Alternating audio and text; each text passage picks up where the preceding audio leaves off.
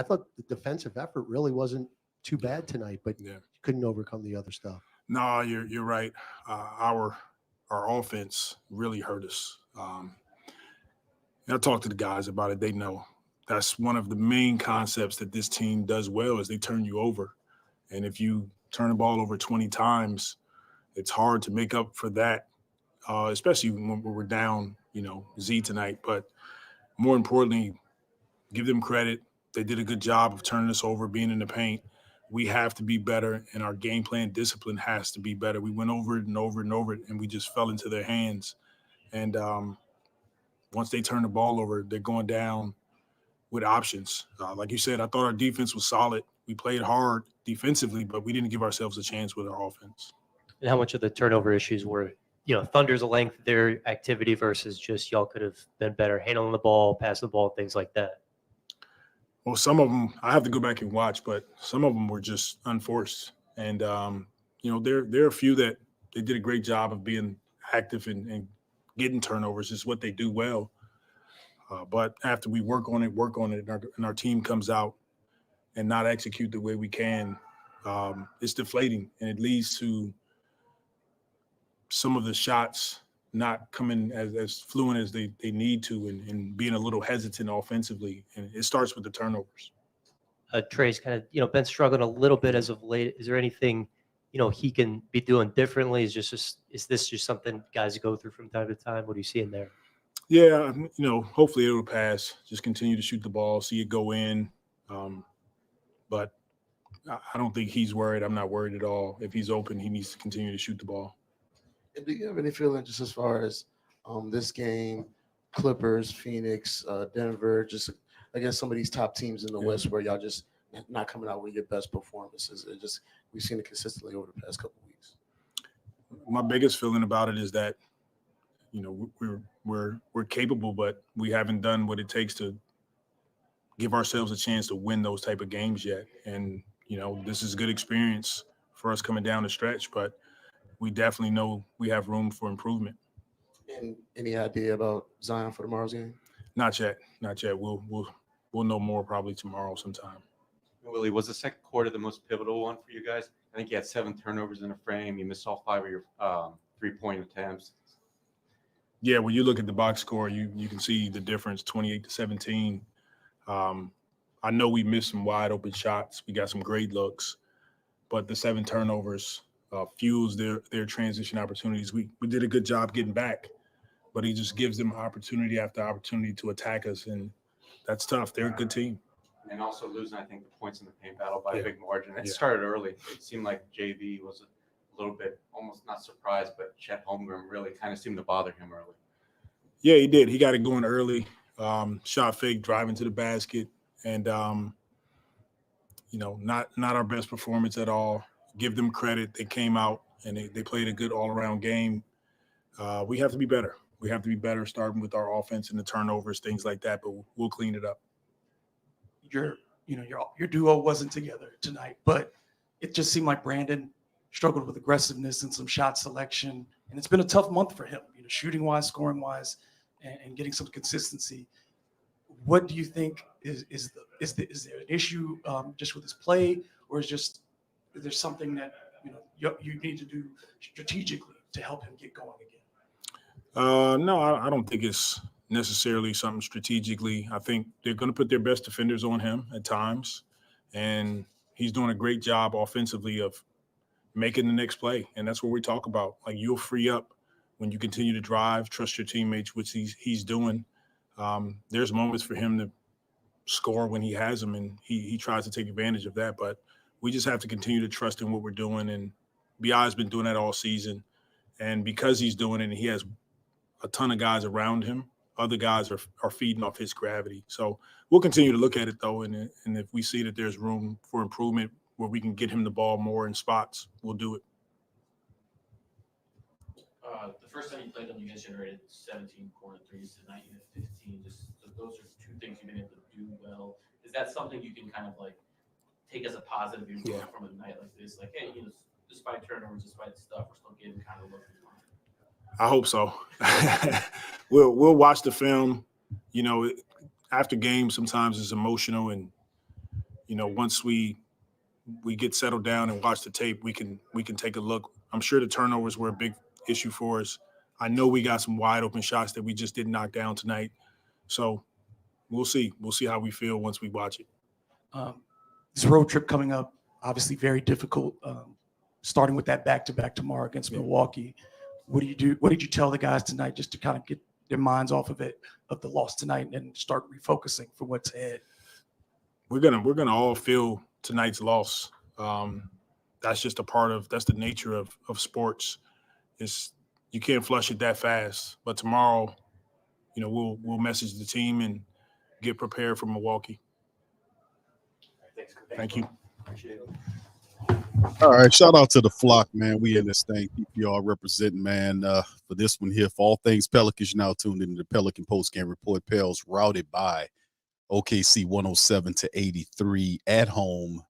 Got a back-to-back. Pelicans travel to Milwaukee tomorrow to take on not the Eastern leading Bucks, but the second best team in the East currently. They lost tonight to the Cavs, but the Pelicans, man, my goodness. This wasn't good, man. This was an ugly loss tonight, but we'll get some perspective on it tonight. Pelicans go down. Shout out to the fam. I'm Big Q. We have DC and Lexxah chiming in on this episode of the Pelican Postgame Report to kind of make sense to the best of our ability of what happened tonight. And the Pelicans getting routed by OKC, out hustled, just out coached, outperformed everything you could possibly imagine before. Crew cut loose. Let me give you guys a shout out and ask you guys to please hit the like button. If you feel so kindly, hit the subscribe button. If you're not a subscriber, and feel free to share the show on your social media feed. Some quick stats I just want to throw at the family members, and we are going to open up the phone lines tonight for the family members to chime in. So I'll drop that link in a few minutes. But let me just throw over some stats right quick before DC and Lex jump on this. Pelicans 39% tonight from the field. 32 of 82. They were 9 of 36 from downtown for 25% flat. 10 of 14 from the foul line for 71.4. They just missed 4 of those. Really interesting statistics to talk about. Willie mentioned the 20 turnovers. They lost by 20 in terms of points in the paint. OKC beat them up 58-38 in points of the paint. And it just was a comedy of errors for the Pelicans in this one. OKC tied the series 1 apiece, and they just are a excellent team. I know Lex said this before about them being ahead of schedule. Right now, they look really good. They are now 32-13. So Pelicans fall to 26-19 to this squad, and it's very, very disappointing. But this is what we are right now. Zion, of course, didn't play. BI had an opportunity to step up. His production was low in this matchup. The Pelicans looked just discombobulated, confused at times. So a lot of stuff going on. So anyway, welcome on in, DC and Lex. DC, if you want to go first, or let me know what you thought about the Pelicans matchup tonight, my brother. Well, I gotta concede my opportunity tonight. We'll go ahead and let Lex give us the triple play, because we all know this was outside of Zion not being here. This was a major Willie screw up tonight. Hey, we are 2 weeks away from the trade deadline. Remember what you said? You don't start buying in. You want to go and do that? Put your early bid. Say, Lex, I listened to Willie Green in one of his practices, and he said the C word. You know what? He can go kick rocks.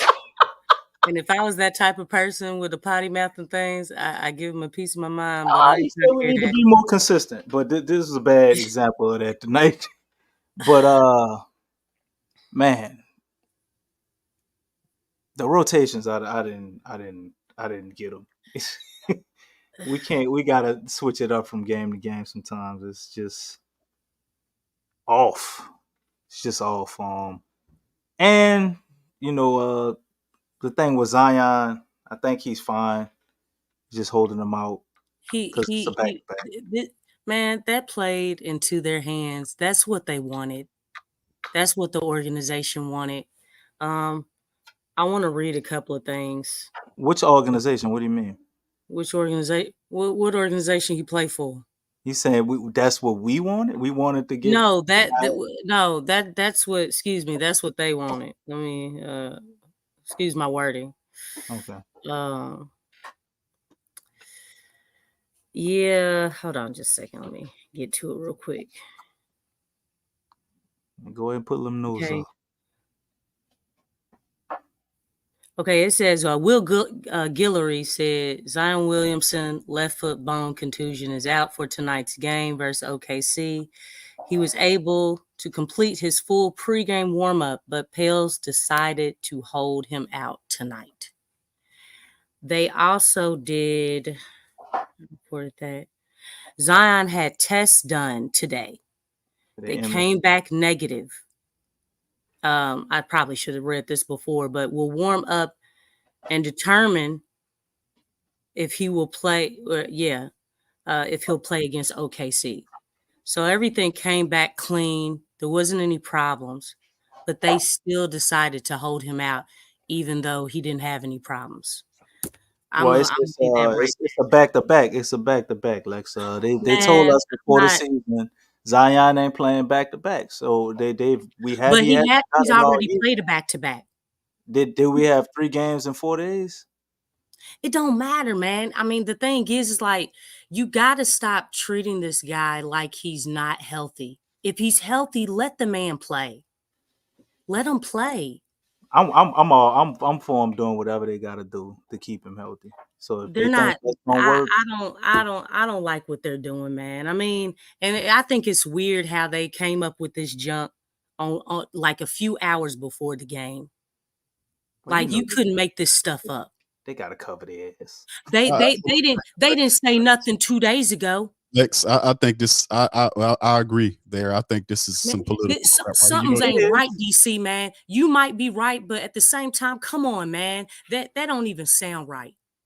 No, it's total BS. But on paper they got to make it work. But 3 games in 4 days. Zion ain't gonna play back-to-backs. They ain't doing this to nobody else. He's been the most after JV. Zion's been the most healthiest player this season. I don't get it. Hey, resting, not playing a player is just as bad as playing a player too much. You know what I'm saying? I mean, it works both ways. And what they're doing is it's just weird, man. It's weird. Well, we're back to 2019. That's the way I see it. 2019, they did all the ramping up BS and all these little metrics to try to get him back and all of that. And then Stan Van Gundy came in. They let him play. That worked. And that was the most games he played, 61. Most games he played, right? So the next year they came in, right? They allowed Zion to do his thing after he came back, or supposed to be and came back from that injury, right? Got hurt again. So it became, okay, let's reevaluate this. We had the stretch last year where he was going before the All-Star break, right? Remember? And they wanted to let him play and try to make the All-Star, and he got hurt. Letting him play more minutes, the whole 9. They did it last year. Didn't work. So now they back on 2019. Let's do it our way. And they came up with a plan where he's not going to play back-to-backs. It's been the same thing all year. But he's already played back. He's played one back-to-back. Well, they said there was going to be certain ones. Okay. Come on, TC. I mean, hold on. No, that's what references you got here, brother? I'm referencing when Willie Green when the first time Zion didn't play back-to-back. What the hell are you talking about, brother? You go listen to Willie Green's speech. I ain't listening. I don't like Willie Green. Ask me what I'm referencing, then you all want to listen to it. But we know who it's coming from. It ain't coming from Willie Green. You know where it's coming from. All I know is that you cannot play this guy because you are scared. Like y'all can't play this man skittish, man. You can't do that. So basically, you're assuming that every year Zion's going to be hurt. You're saying that at no time he's going to be healthy. I don't think it's that. Let's all be honest. We heard Zion out his own mouth last press conference say he's what 90 to 88%, and I was joking about where he get Nobody's 88% 100% from. though, DC. No, I get that. But prior to that, even is the point I'm going to make. Has Zion not been out of shape for a large portion of the season? Are we He was just out starting for to see 10 him months. kind of? You I can't know. replicate NBA play, but the thing is, you cannot get in shape for basketball unless you're playing basketball. True. I don't care what anybody says. You have to play the game in order to get in shape. And the thing is, LeBron has said this. He said this at Miami, and so did D Wade. They said they did so many things. And these are like some of the best. I mean, LeBron, he lasts the game like for 20 years now. I mean, he's on top of his game. So who better to tell you than him? But he has said that you can train your butt off for months. You can train as hard as you want to, but you can never, ever replicate getting up and down a professional basketball game. You can't replicate it.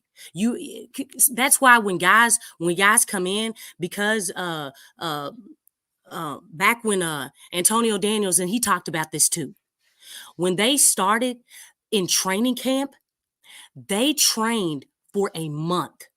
They went hard for a month. That's why back during his time, when guys came in playing at the start of the season, they were in shape. They were ready to go because they were practicing for the rigors of the season.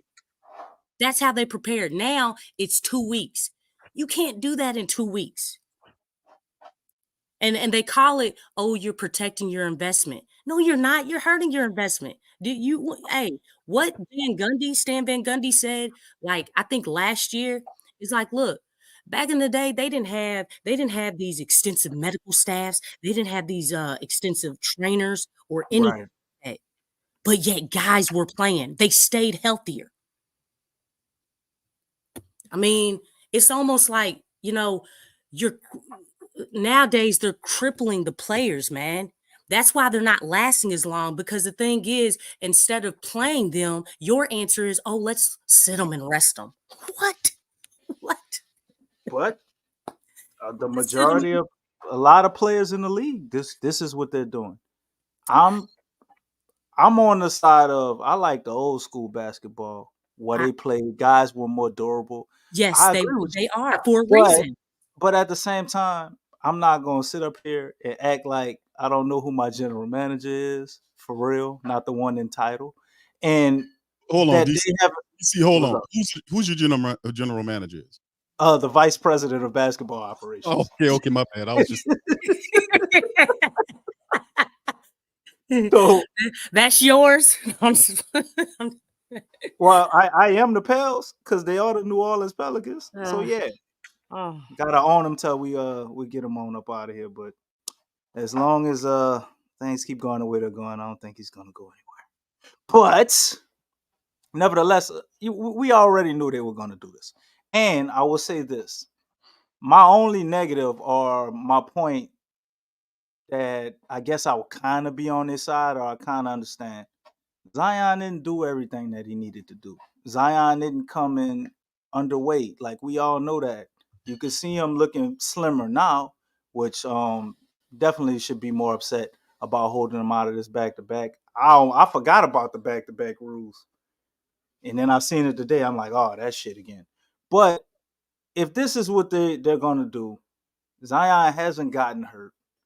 If this is what it takes and it works to get him to play a full season and actually be playing his best basketball by playoff time, I'm with it. Even with him playing restricted minutes? Letting him play straight out, I would like to see that. But I did realize that they did do that last year. They let him play straight out, and he got hurt again. So I understand some of the apprehension, but I don't think it's just a clear-cut answer to it. I think you should be smart and strategic about it and know, let's say if he's a little banged up or for real, and you playing a stretch of 3 games in 4 days, then yeah. But like you said, I saw him in the warm-up. Zion looked totally fine. He coming off a franchise-setting 11 assist game. Our offense looked better than it ever been. Mm-hmm. And let's sit him out this one. I get it. I would have rather preferred him sit out. But the thing is, it's not like they didn't do their due diligence. They took tests. They went over. You know what I'm saying? That was it. The precaution right there.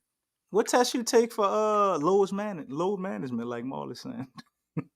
You got load management. He's already playing restricted minutes. He's been playing that all season. Yeah. He's not even averaging 30 minutes a game. He's not even playing superstar minutes right now. Look at how they sub him in and sub him out, which is hot garbage. I mean, it's just, you're not setting, like, I understand like where you're coming from, but I'm looking at how they had this, and it's like, this is not a recipe for success. That's not helping him. You really think the Pelicans, I don't think they're looking at this season as like how we do or we want it to be. Like, hey, let's go out there, let's go on a run, and we maybe could win the title. I don't think they're looking like at they ain't trying to do nothing. They right. just, it's like there's no direction. They're looking at it like this is another year of growth, and we can see what we got and what we're gonna do. Well, we're not collecting pushing data. all our chips into the table this year, and it's obvious. It's a collection of data. Because the thing is, no, I'm saying they're collecting data. They're trying to see, because this is the first time where everybody's pretty much healthy. Everybody's on the court. So they're trying to see, okay, who's working, what's working, what needs to change, where do we need to get better at? That's basically, I mean, it's almost like this is like a flop season or something, just so they can, because the thing is, they're going to have to make decisions. There's a lot of decisions. Flop season. I see them wanting to go into the postseason with Zion and BI healthy. That's what I think our major goal is. Get these guys in the postseason and see what they can do. That's really what I think they would deem a success. We get out of the first round, great. But they want to see those two guys in a high pressure situation unleashed. Let me see. I think they're willing to load manage Zion to make it happen. But in order to prepare for that, they have to play. And the thing is, right now, they're not doing well in high pressure situations. Not at all. So the thing is, how can you prepare for high pressure situations in the playoffs, and you're not doing that now? Well, let me give you a little insight, Lex, because we've seen this story before. This is just a bigger portion of it. It's in bigger increments. We're gonna do burst, except they're gonna do it. Man. Wait, hold up. I'll let you know what's gonna happen. We're gonna come out the All-Star break, right? And you're gonna see a ramp up in Zion's minutes. Yeah, that's enough. Let me shut you down. To the end of the season. You know what, DC? Control yourself. Don't take this the wrong way. You're getting on my nerves. Control yourself. Somebody got to give you the reality. Come on now. What? You see, control yourself, brother. You're getting out of control here. Who is our general manager? Can I ask? What y'all think the general manager is Trajan Langdon sound like? Huh? No, I mean, in title, it is Trajan. You're aiming at the octopus, and we know the octopus is the one that's responsible for. And we're gonna see a ramp up in Zion's minutes the closer it get to the season. I agree. Into the playoffs to kind of get them prepared for like what Lex is saying. You're absolutely right, Lex, and I'm trolling a little bit because I know they're not gonna do that. They're not gonna do that. Because That's what we want. That's what they should do, but they're not gonna do it. The thing is, in order to prepare for the playoffs, and I'm looking at from the time the season started till now, I don't see a whole lot of growth. I really don't. I see some growth. I see growth, Lex. I think that's see a big growth, part. Lex. I mean, we broke the franchise record in points. okay, no. growth. But what happens after we break records? I don't want to break no more records. Oh, there ain't no growth. There ain't no growth in that department. If it means that the next game you gonna come out and play inconsistent hot garbage like everybody look like they never picked up a basketball, I don't want them to break records. How you go from scoring 153 points and you scored 83 today?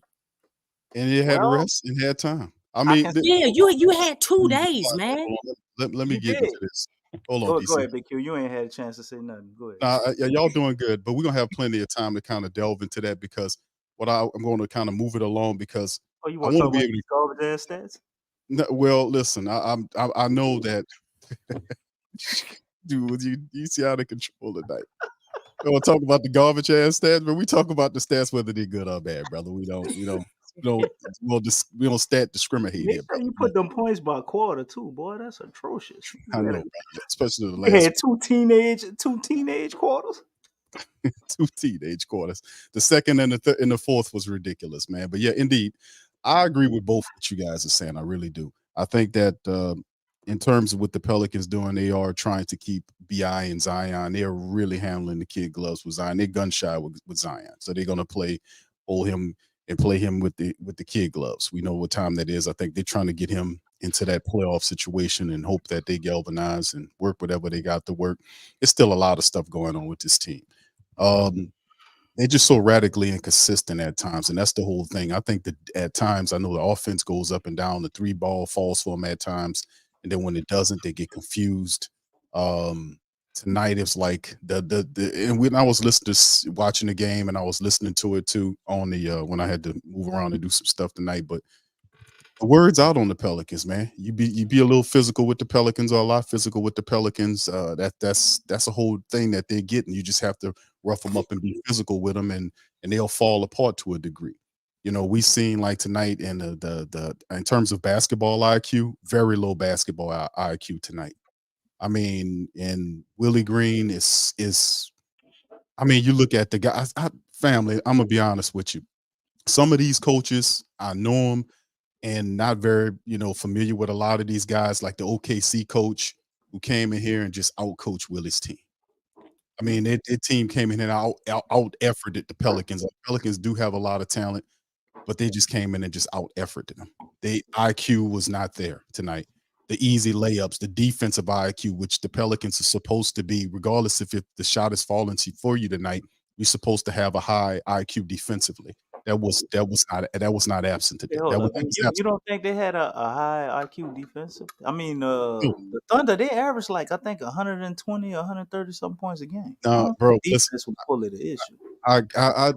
They scored 107 points tonight, bro. They on That's them. well below their average, though. Still in all, bro. I don't give a shit about that. I'm just being honest with you on that. They scored. They usually average 120 points. The Pelicans held them to 107 tonight, but the Pelicans put up 83 points tonight.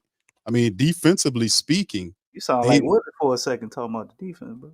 I'm just saying, bro, the defense, you get their defense off offense, right? I mean, that's a principle that Willie Green always likes to throw out there, especially when the shot's not falling for the Pelicans. Yeah. But when we heard the halftime report, they had the coach. He was talking about what they needed to do and what was going on with the shooting and all that. We encouraged them to keep shooting. If the shot's not falling, bro, I'm not encouraging you to shoot the ball. Go to the damn rim. Stop treating what's that guy, Chet, like he goddamn Rudy Gobert. I mean, come on, bro. Cramming on his goddamn head. Actually, when they play Rudy Gobert, they attack him all the time. So, dude, this was insane. It's a prime check, I guess, huh? Valanciunas thing, this low IQ basketball, bro. I mean, working it down to Valanciunas and making it happen, bro. What was that today? I mean, it's just ridiculous, man. It's just they don't have a standard or a set principle that they can go to. It's just up and down, man, and it's all around, and they have to stabilize it. And we just in the stretch where they have to figure this stuff out. We still in January, getting toward the back end of the January. They got to iron all these wrinkles out, and they're still trying to figure it out. But it is very disappointing when you see the Pelicans destroy a team and then come back and then get blown out by a team, and like they did tonight. And then it's just the way they lose these games. It's low effort. You know, it's like in low IQ, low effort. It's just, and it's just me. I got up and left and stopped watching the game at the 5-minute mark. Because I could see that I was like, this team can't get stops. This team is still jacking up stupid ass shots. He's scared to attack the rim. I mean, it was not there, man. And I could see the rhythm of the game. And I said, I got up at the 5-minute mark and said, hasta la vista to that shit, man. For real. But anyway, let's get into the rest of these garbage stats as DC talked about in the matchup. And I know y'all talking about Zion, but BI played 34 minutes tonight and had 12 points tonight in 34 minutes. You know, I'd have been happy if he had hold on, let me run through 18 these shots with them 12 points, man. Like, but he had 5 of 9 shooting from the field, right? 2 of 5 from the foul line. He had 12 points tonight. Zion wasn't there, but BI, the next big gun, 12 points tonight. 14 from Herb, 14 from Bell, 12 from CJ on 14 to 15, shooting 2 of 7 from downtown. He had 9 3-pointers the other night, 2 tonight. Trey, 6 points in 28 minutes. 6 points by Trey. Nothing. One of 6 from downtown. Nothing was working for this team tonight. Nothing. The bench, Jayhawk, he was 50% from downtown. He finished with 9 points. Not much else to talk about, you know, with the Pelicans in terms of that. So shout out to the Thunder. They did what they're supposed to do. They got in there and they played high IQ basketball. They hustled, you know, they circulated the ball. They played really good defense. And they had it on their mind, man. And it was just an effort thing. And they took it from the Pelicans, man. They even a series at 1-1. So Lex, I'm gonna bring it back to you and swing it around to you. Then we'll go to DC and then we'll go to the preview of the Milwaukee matchup game tomorrow night. And then we'll open up the phone lines. Lex, the floor is yours. Okay, well, I did take notes on this game.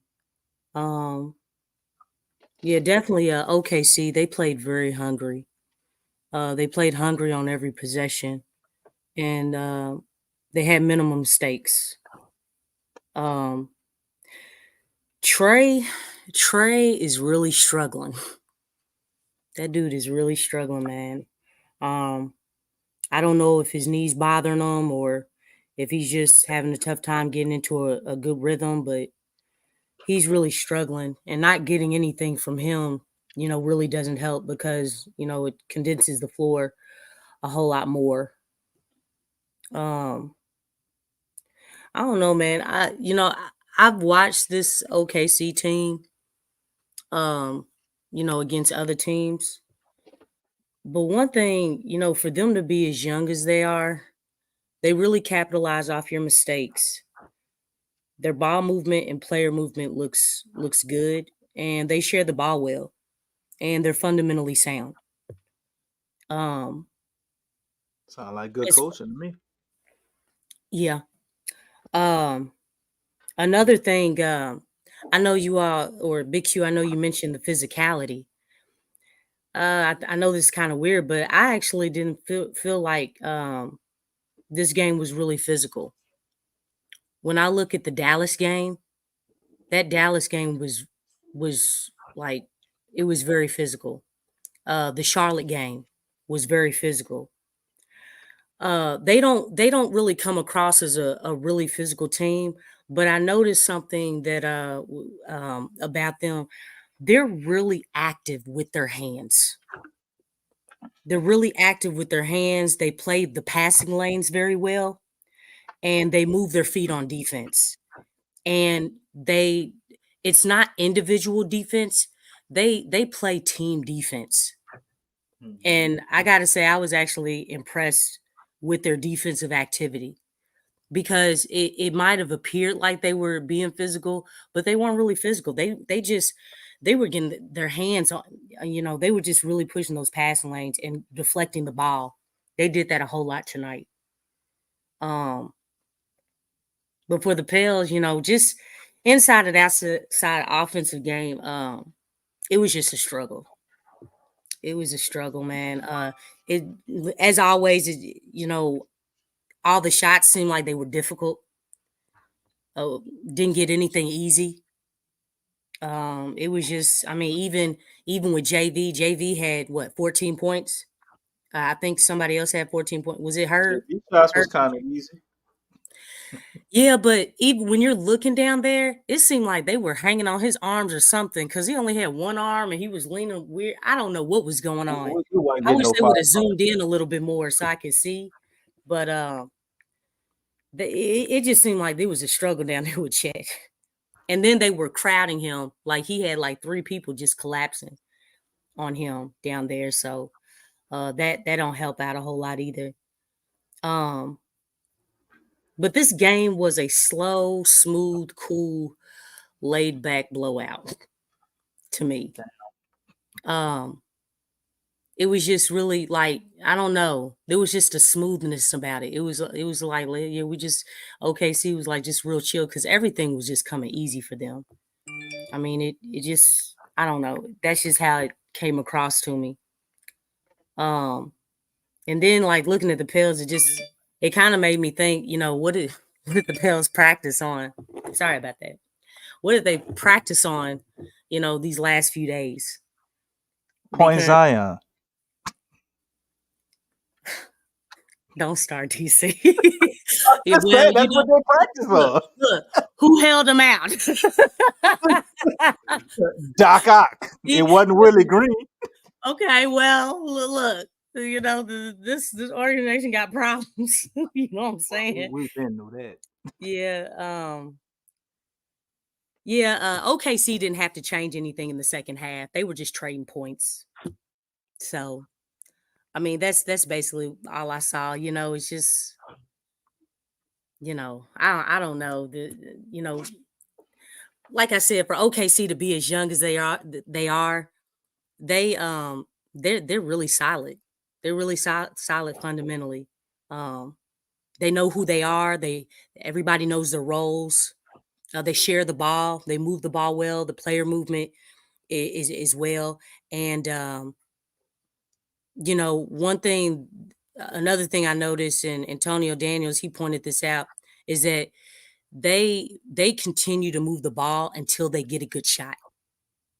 They don't settle. If somebody doesn't have it, they keep moving it. They keep moving it until they get the shot that they want. And again, to be that young and to be patient like that, that's not something that's that's not a regular.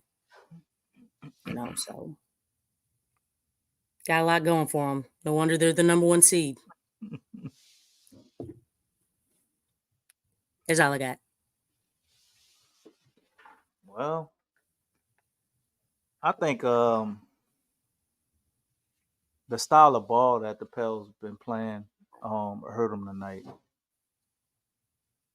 We've liked what we've seen with them sharing the ball, letting other guys take shots, but I'm looking at that stat line of BI having 5 for 9. And just a game where Zion is out, man, I would expect him to be ultra aggressive. The defense on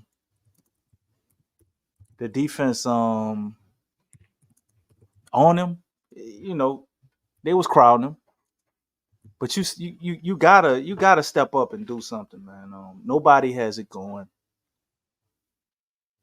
All our role players were at home, but doesn't really seem like it's at home. Hawk seemed like he was kind of ready, but as soon as he get it going, Willie Green takes him out the game. That's great. But Trey can't hit a shot. Man, I think Trey hit his first 3 with like 7 minutes or 8 minutes in the fourth quarter. It's like, man, this isn't like Trey. I'm pretty sure he'll figure it out and he'll turn around. But it's that right now, like, what do? You put him in a starting lineup, for Zion, expecting to get it. I would think at least 14 points out of him. And I don't think he had nowhere near that tonight. Trey had 6 points? 8 points? My bad. So the whole thing looked discombobulated. They look off, after maybe about the first 2 or 3 minutes of the game. It just looked like it was going to be one of them nights. The Thunder did force them to like 20 turnovers and scored 22 points off those turnovers. And that's a big reason why they won the game, as well as a lot of other things. But we're not gonna get them foul calls. You kind of see where the refs were. The refs ain't had nothing to do with us losing. We didn't show up. We didn't execute. And again, when we see things aren't working, we don't change it. We keep doing the same shit. You know, we reverted back to our old ways, so to speak.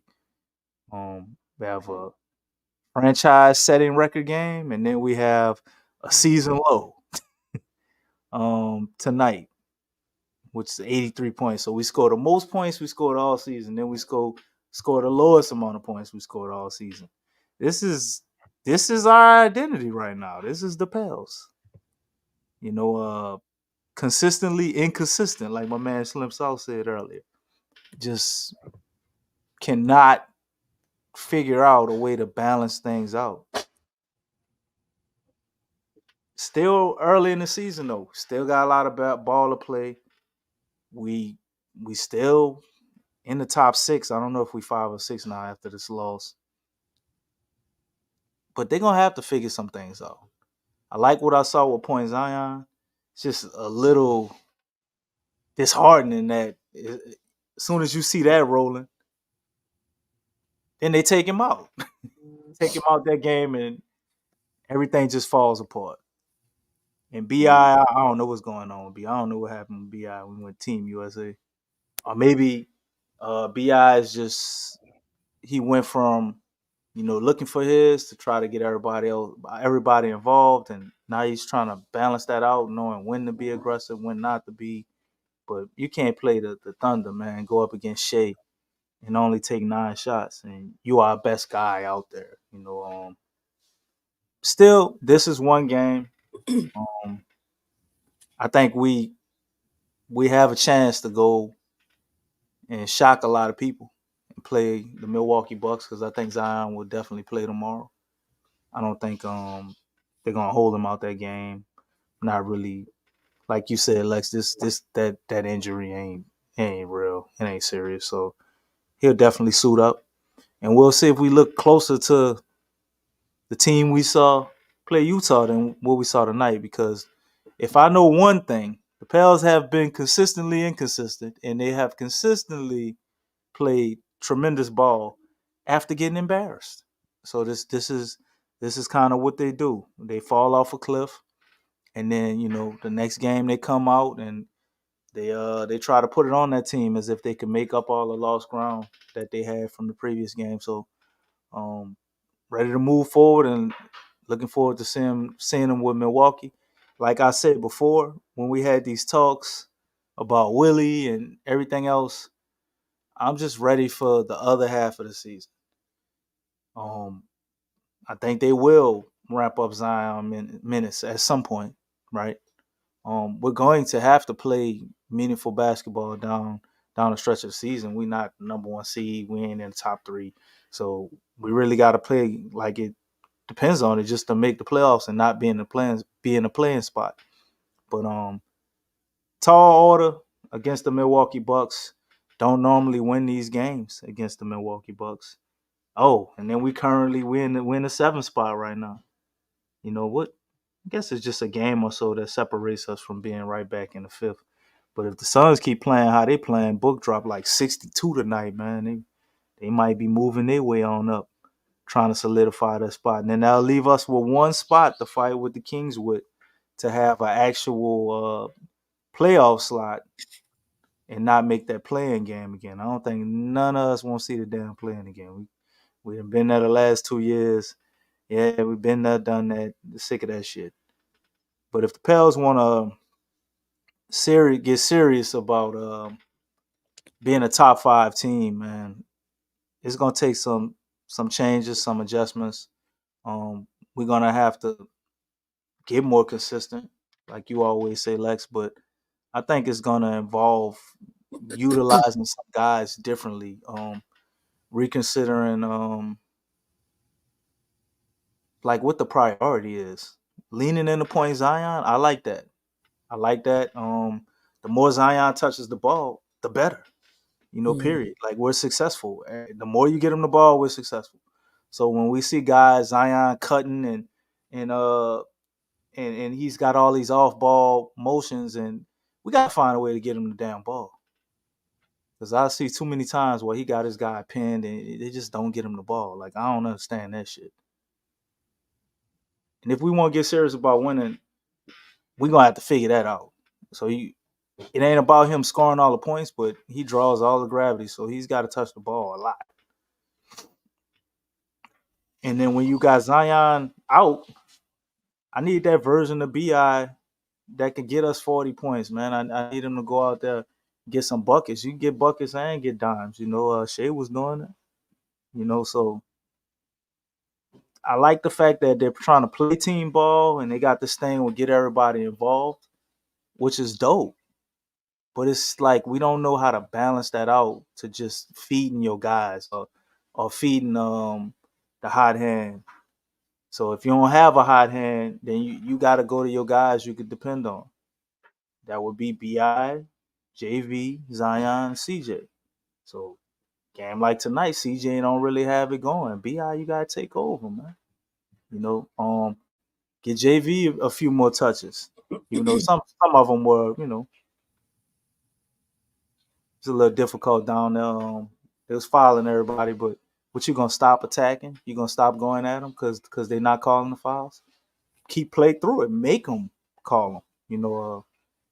Like Q was saying, I think that's what he was talking about, referring to roughing them up.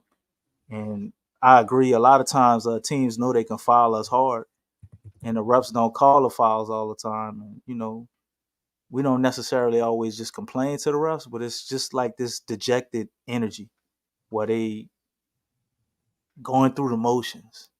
Then all the shots become hard because it feels like a way to score is cut off. Now you got to make the perfect shot. You got to hit all these 3-pointers to keep us in the game or get back, man. So, I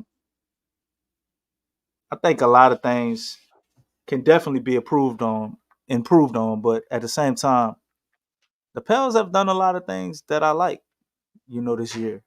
It's just a matter of balancing all that out, man, and strategically understanding your opponent and utilizing the best weapons you have when you need to utilize them. So if we could figure that out, I think we could get past a lot of these severe swings, man, and wins and losses. Because you go to extreme highs and then extreme lows with the Pelicans. It's like it's no in between.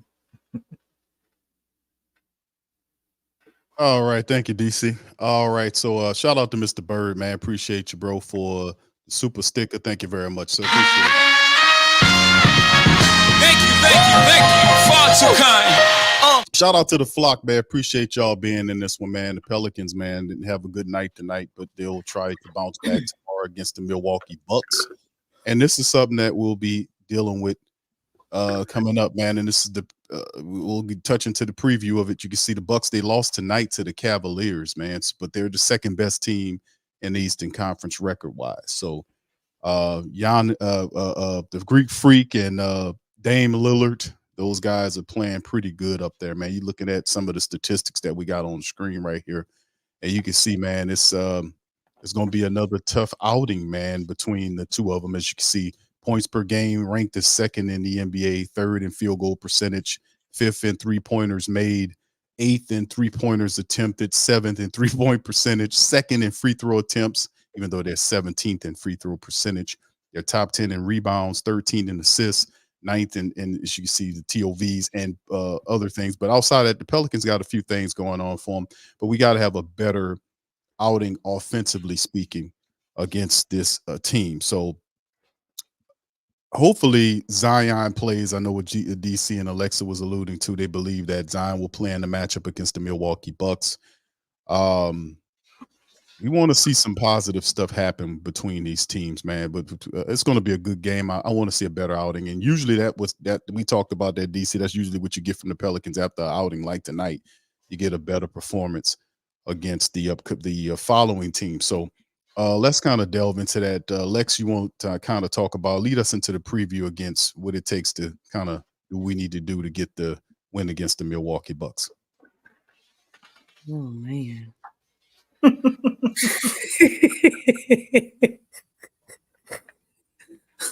Breathe, Lex. Prayer.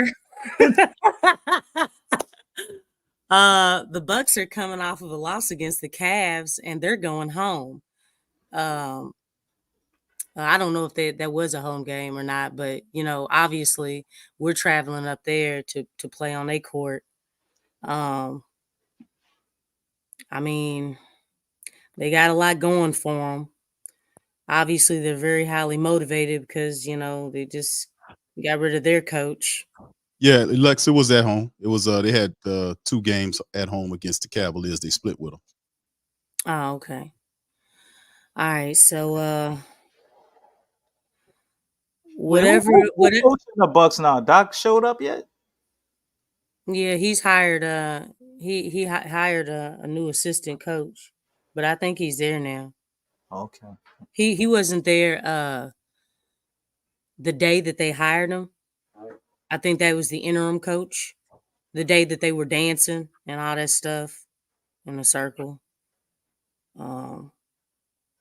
But whatever we played with on tonight, we don't want to play with that.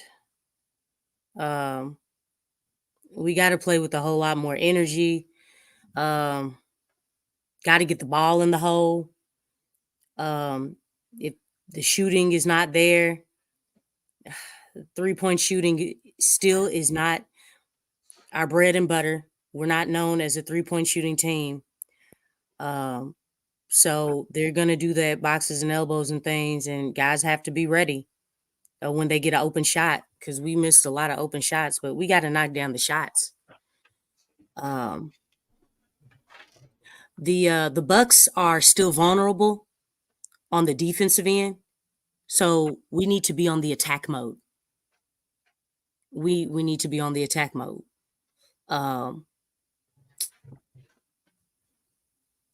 When there's mismatches, we want to exploit the mismatches, obviously.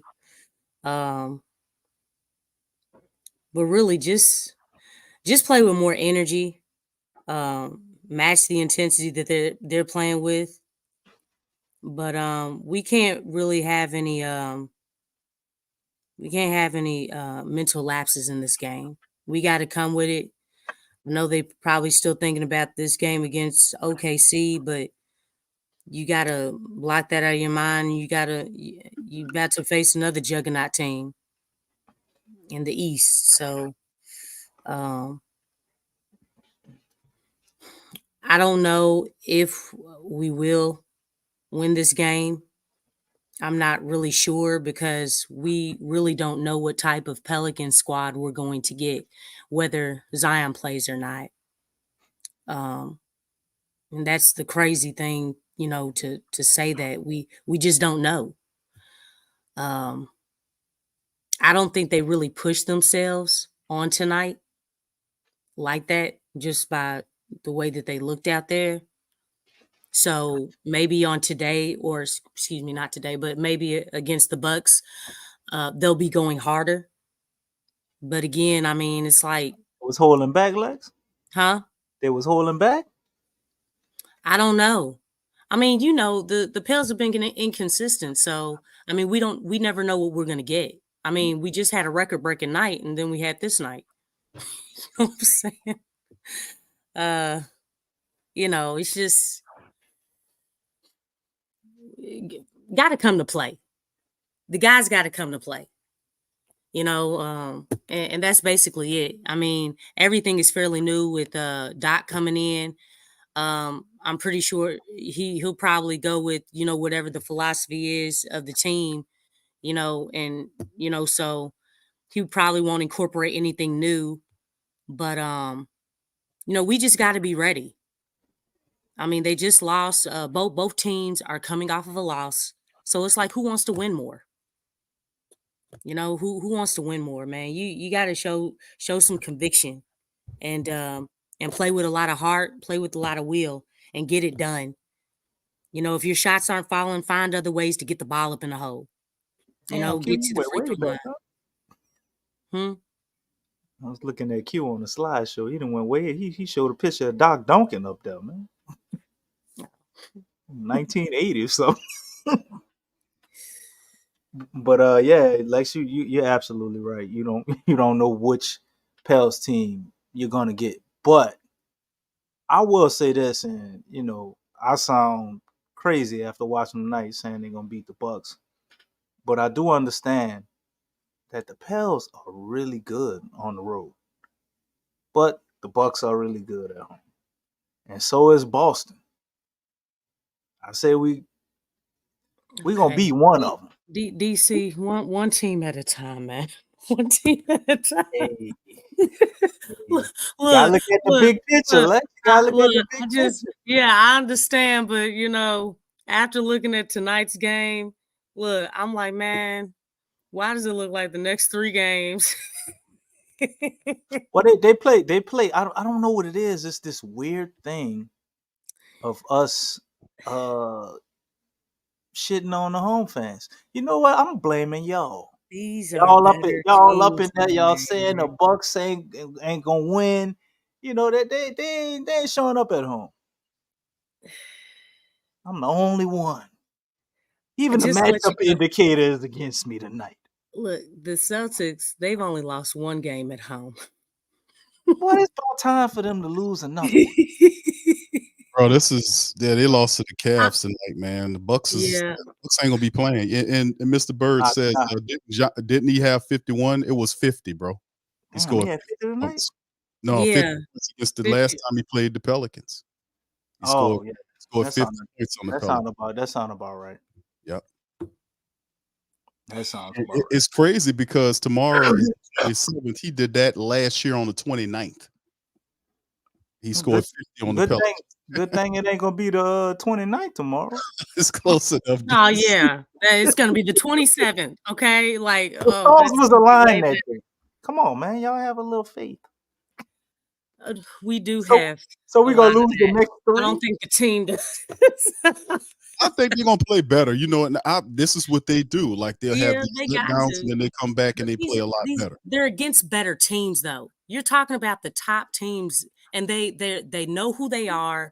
They're playing well. Well, they're coming off of a loss, but they're still like what 30-14 in second. I mean, they're still doing well. Well, let me ask this realistically, all jokes aside. This issue that we have against top teams, do you guys think we will continue to have the same issue all season? Or at some point when we playing one of these teams, we get tired of getting embarrassed? And a switch gets flipped or a light bulb goes off or they figure something out that they can actually stick with against the higher caliber teams. Maybe we still lose that game or whatever, but we figure something out to build off of. I think that has to happen at some point. I agree with you on that, DC. I don't think they'll continue to go against top tier talent and top tier opponents and just keep laying eggs like that. Exactly. It's the win. WHEN. That's what it is. It's that part. But don't those great teams? Marlon, you negative? I mean, no. Don't they go through that though, Lex? I mean, you gotta figure out how to win, and just like we talked about a lot with all the talent that they have, like the injuries really decimated a lot of the development the core actually had. In the time, it took a lot of the time and just stole a lot of stuff from them. Now they have to kind of merge very quickly, based on the timeline. They're at the back end of that timeline when a lot of things have to happen in terms of some of these guys might have to get traded. Some of these guys are not in the plan beyond this. We need a good old fight, Q. That's all. You see what it did with the Warriors, huh? When Draymond Green punched Poole, they won a championship. Well, I don't think anybody gonna punch anybody. Hey, we need a fight, man. We need We ain't even at that point. But you know what? Ain't nobody want to do that. You know why? Because they have them stupid titles up in that practice gym talking about, look, let's be holy and be nice and be joyful and have mindfulness and gratefulness and chicken. That is not gonna help us. It's not helping. Okay. And I'm not being negative. Lex, The win part is important. WHEN. It is. we're building a It's like, team, a culture. Lex, we're building a team Mr. together. Bird said we need a thug on that team. I'm not feeling that culture. It's That's too nice. And look, teams are getting more physical. Are we gonna use joy and compassion against that? I hope not. Well, You better I, push back and You show you got some you ain't never seen the Care Bears, huh, Lex? Okay, you They- know what? come on now. You know They what, shot- DC? You shot are a feeling joy this and tonight. compassion out their chest. You are trying to try me tonight, And they DC. overcame their enemies, Lex. Look, DC is out of control tonight. DC, calm down, settle down, DC. oh my gosh, this know- dude mentioned the I Care choose- Bears. Choose not to get depressed by the Pels tonight. I'm sorry. That boy about to talk about. Oh my what's the other- gosh. what's I'm the just other saying team? the Care Bears was kicking ass with that love and compassion. Oh my Care goodness. Oh my goodness. Y'all don't DC, remember the Care Bears? say, bro. Chick, The Care Bears. I've seen stickers, but are we talking about basketball? Well, I'm No, just this saying, Talking about love, basketball? love conquers all, It Lex. really That's my doesn't point. match up to me. Oh my You can god. overcome it all with love, Lex. You know what, DC? We gonna wait till February Nah. 14th for that when One Love comes out. You know what though? Okay. It's a lot of stuff going on though, fam. Because y'all mentioned and you talked about how the Pelicans respond when they're not getting the calls, right? Y'all talked about that. Like we don't always get the calls. Some of these recent games we were getting the calls. And how we respond to that is a whole nother thing. I think that there is a question about their toughness that they're going to have to answer coming up real soon, because you're not going to win no playoff series by not getting tough. Because some of these other teams, when you get into the playoffs, they're going to be real physical with you, and you're going to have to respond in kind to that. And like I said, I think a lot of the injuries kind of stole the development that the team has, so they're going to have to kind of get it quick, so to speak. So Willie's going to have to pick this up. He's going to have to figure this stuff out a lot faster, because the time is approaching. Like we about to get into February, fam. You know, we got February 8th before the trade deadline. And then after that, you know, you got the All-Star game coming in there. And then after that, then, you know, what happens toward the back end, getting ready for the playoff run. So the Pelicans overall, you can look at the record and say, well, the Pelicans have done all right, but they still have a lot to learn. And they have a lot to learn. So they got to figure it out, man. And that's on the court, that's off the court with Willie and all this kind of stuff. And you're right, Lex, you made some great points about the teams that they're playing know who they are and have adopted a style of play, and they have an identity, and operating like that and being on code when your team's on code and the team that the team that you're playing is on code, and when you're off code and guys are just playing hero ball and they're not circulating the ball, and then all of a sudden now we doing ISO ball and all the guys just jacking up shots, not running plays, and the defense goes down here, and then all this kind of stuff it just looks bad. So at some point, Willie's gonna have to do a lot better than this. We have to figure out what to do in certain areas of the game. When this happens, we have to have a fallback for that, and it's all strategy. And we have to get a lot better at that part of the game real soon. So, like I said, I still think there's hope. DC asked the question about, do they iron out the wrinkles? Do they flip the switch and move to the next level? I do think they do that. I really do think eventually they will do that. You know, you see bits and pieces here and there, Lex, and you see them with the toughness, like some of those defensive outings when the Pelicans are on fire, they playing defense, the shot is falling. They're a difficult team to deal with. But, you know, like I said, I'm still really optimistic about this Pelican team, even though they exhibit these weird traits at when the game is not in their favor. But at the end of the day, I think there's still more pluses than minus with this Pelican club. I really do think that ultimately they will flip a switch and we'll get to that level. Now, I agree with DC, because we've been doing this for a long time, watching how they've been handling Zion Williamson, and they are really gun shy. We're handling Zion Williamson's health situation. They're going to always err on the super ultra side of caution when it comes down to Zion Williamson and his health situation, because what he means to the team. So having all these guys healthy for the playoff run, I think that's centered focus, but you got to also remember, like you said, they have to get Zion in shape, fully 100% shape, and getting ready for, that big portion of the season after the All-Star break when everybody just centered, lock in and do their thing. So, like I said, I think they have the talent, but we just got to get there. Go ahead, DC. The only reason I slightly agree with them doing it like that, because I've seen it go the other way. We've seen what happened when they just let Zion do his own thing. It was horrible. We got Stan Van Gundy up out of here, which obviously was a coach that wasn't going to get us nowhere, right? But Zion had probably the best year of his career under Stan Van Gundy, So it's something about having him play all of those games and not babying him. It works. Zion, to me, he don't need a coach with love and tenderness and caring and the Care Bear stare and shit. You are really feeling it tonight. I'm just they lighten up the comment section about me talking about the Care Bears. So I just want to throw that in there. But he need a coach that that might cuss him out. He need a coach that might. Henceforth, look at how Boston's playing.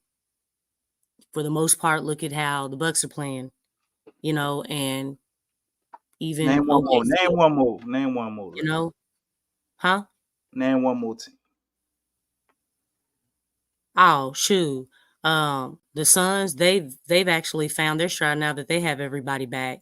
They're playing very well. I mean, they've jumped ahead of us here of late. The Clippers, they seem to found their rhythm and their identity, and they're playing very well. But yeah, I mean, all those teams that I just named, they're, that's what happens. And you're starting to see consistency.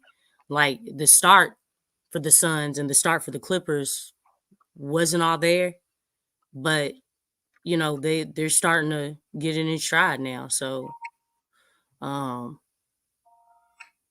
we just got to find a way to play at a high level every single night. We got to bring it every single night and be consistent bringing it every single night.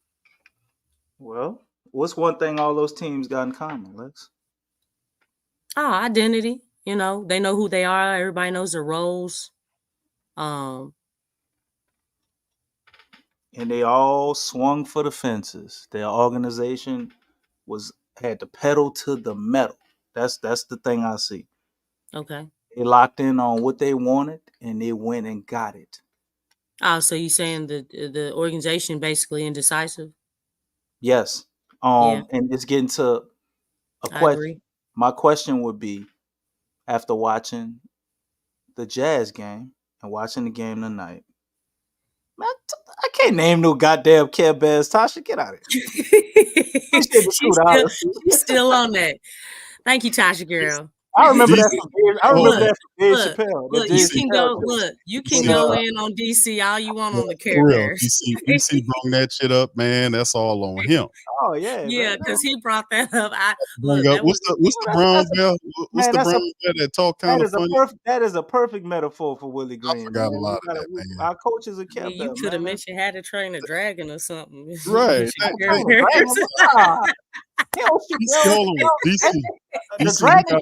DC, super chat, bro. You got to name the talk about something that blows out fire. Nah, I needed something with some love. That is love. Boy, how to train a dragon? Burning inside. Hold on, DC. Shout out to Tasha. Thank you, Tasha, for the super chat. Appreciate that. DC, name all the Care Bears you can, please. You can, DC. That's the super chat. I only know one Care Bear, and that's Willie Green. Boy. No, the real Care Bears, bro. That's the only one I can name, man. You ain't said the Gummy Bears, dude. You said the Care Bears, huh? Care Bears, yeah. What'd you say, Lex? I said you gonna show some pictures of the Care Bears. Oh, we beat the Voodoo Pelicans. Look, and then you need to say Care Bears family. Oh my god, they got a whole family. I thought it was like 3 or 4 of them. They got a whole damn family. But shout out to Tasha, man. Thank you, Tasha. Appreciate you. Oh my god. But the question is, what if we could go and get the perfect piece for this team? within reason, right? We could actually make work for our team. Let's say that particular team, or we getting this player from there, they're willing to do the trade, right, or whatever. What should we do?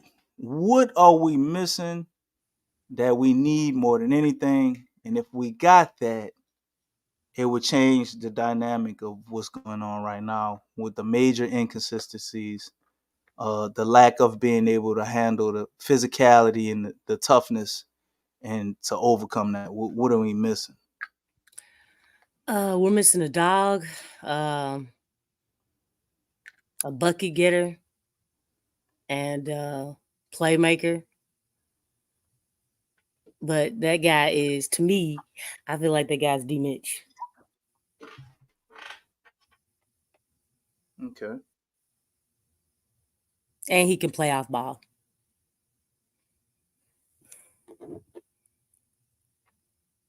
They cute. Yeah, DC. What do you think, brother? Well, I mean, I agree with Lex. I think we need a ruffian. I call it that, a goon. We definitely could use that, man. No doubt about it. We had your boy, who was what was his name? Who's the black belt? James Johnson, man. I Yeah. like. We had some grit when he was here. Yeah, when he was here, I was like, yeah, that's just what we need. And then, of course, we didn't keep him. But yeah, we could. Scuffles, boy, he diffused that shit real quick. Yeah, they know, but he got a reputation as being one of those guys that you don't screw with. What? So, man, the Miami Heat dudes, Udonis Haslam and what's your boy, the center, man? I can't remember his name. Oh, Bam. Bam. Boy, they were telling a story about James out. They said he beat a dude up and made him cry. Yeah. Both of them, man. Yeah, he said it was real quick too. It was like a little 30-second 30 piece. I think, and that's probably one of the things that the Pelicans are really, missing in terms of mentality wise, because there are a lot of guys that's really easygoing, and it could be by default. They could be a little bit too selfless at times, and then too selfish at times. It's a delicate balance. You can see they're trying to figure it out, but like I said, I think we probably would definitely need a goon or somebody like that with that type of talent. You can't name a particular player Man, that we could get because we could trade for. I don't know. James Johnson, isn't he out of the league? He's still in the league. I don't think he's playing. I don't think he's still playing. James Johnson was picked up by the Indiana Pacers. Oh wow. Okay, so he's still. They just recently signed him. Okay. Like probably, if not last week, maybe the week before. So he's fairly new on that team. I think Halliburton, he might have been playing. He might have went out the game that the first game that he was present. But this is the thing too, because something's going to happen, man. Something's got to happen. We haven't heard anything in terms of Valanciunas in the contract extension, and there's still some time there. But in January, you see all these things happening. We've seen Terry Rozier's trade that happened, and some other stuff that's been going on. Something's got to give. So, we've heard all these different centers, and then most of these guys, what they have in common is the fact that these guys are rim protectors. They're guys that, they're mobile. They're a lot more mobile than what Val is.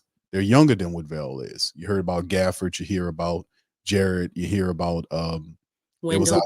You hear about Wendell Carter. You hear about Isaiah Stewart, and right, the guy from you said Wendell Carter. We trying to trade from Wendell Carter? There was smoke around them. Yeah. There's a lot of names that have been mentioned. So we're gonna trade JV for Wendell Carter? No. What we're saying we're saying that the names that have been coming up. Rumors like all the big men. Nick Claxton, he's his name's out there. Yeah, because he's on an expiring contract. See, so a lot of what they're going on, and we heard the Alec Burke stuff as well, rumors, but most of this stuff is just them sniffing around to see what's going on. But at some point, they got rid of KLJ. What that was behind. Eventually, we're gonna have to pull the trigger on this Valanciunas thing, and see what goes on there, because there's no mention or talk about what's going on with them. And obviously, to a degree, you got to see the Pelicans are trying to find that rim protector. So we'll see how it all goes, man. But as far as the goon, I'm gonna have to kind of think about that one, bro. Oh, I see Robinson. I don't know about Robinson, bro. I think he's injured, but I like Robinson. I mean, that's a hometown kid, man. From Shellman. But DC, but he has that tag though, bro. He has that prone tag, that injury, that prone. Yeah, prone, bro. he gets banged up. When he's out there, man, he's real aggressive and nasty, and he's one of those guys, that you would like that, man. He plays with anger, Right. And we need somebody like that. But it's like this generation we're in.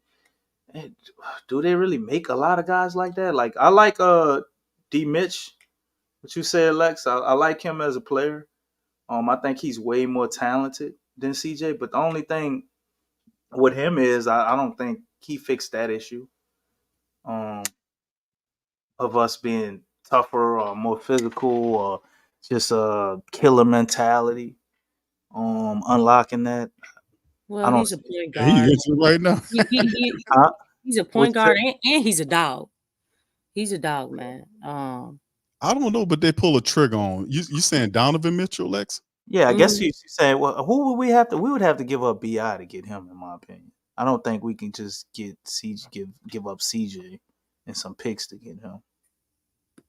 I don't know if they'll take CJ McCollum for Donovan Mitchell, bro.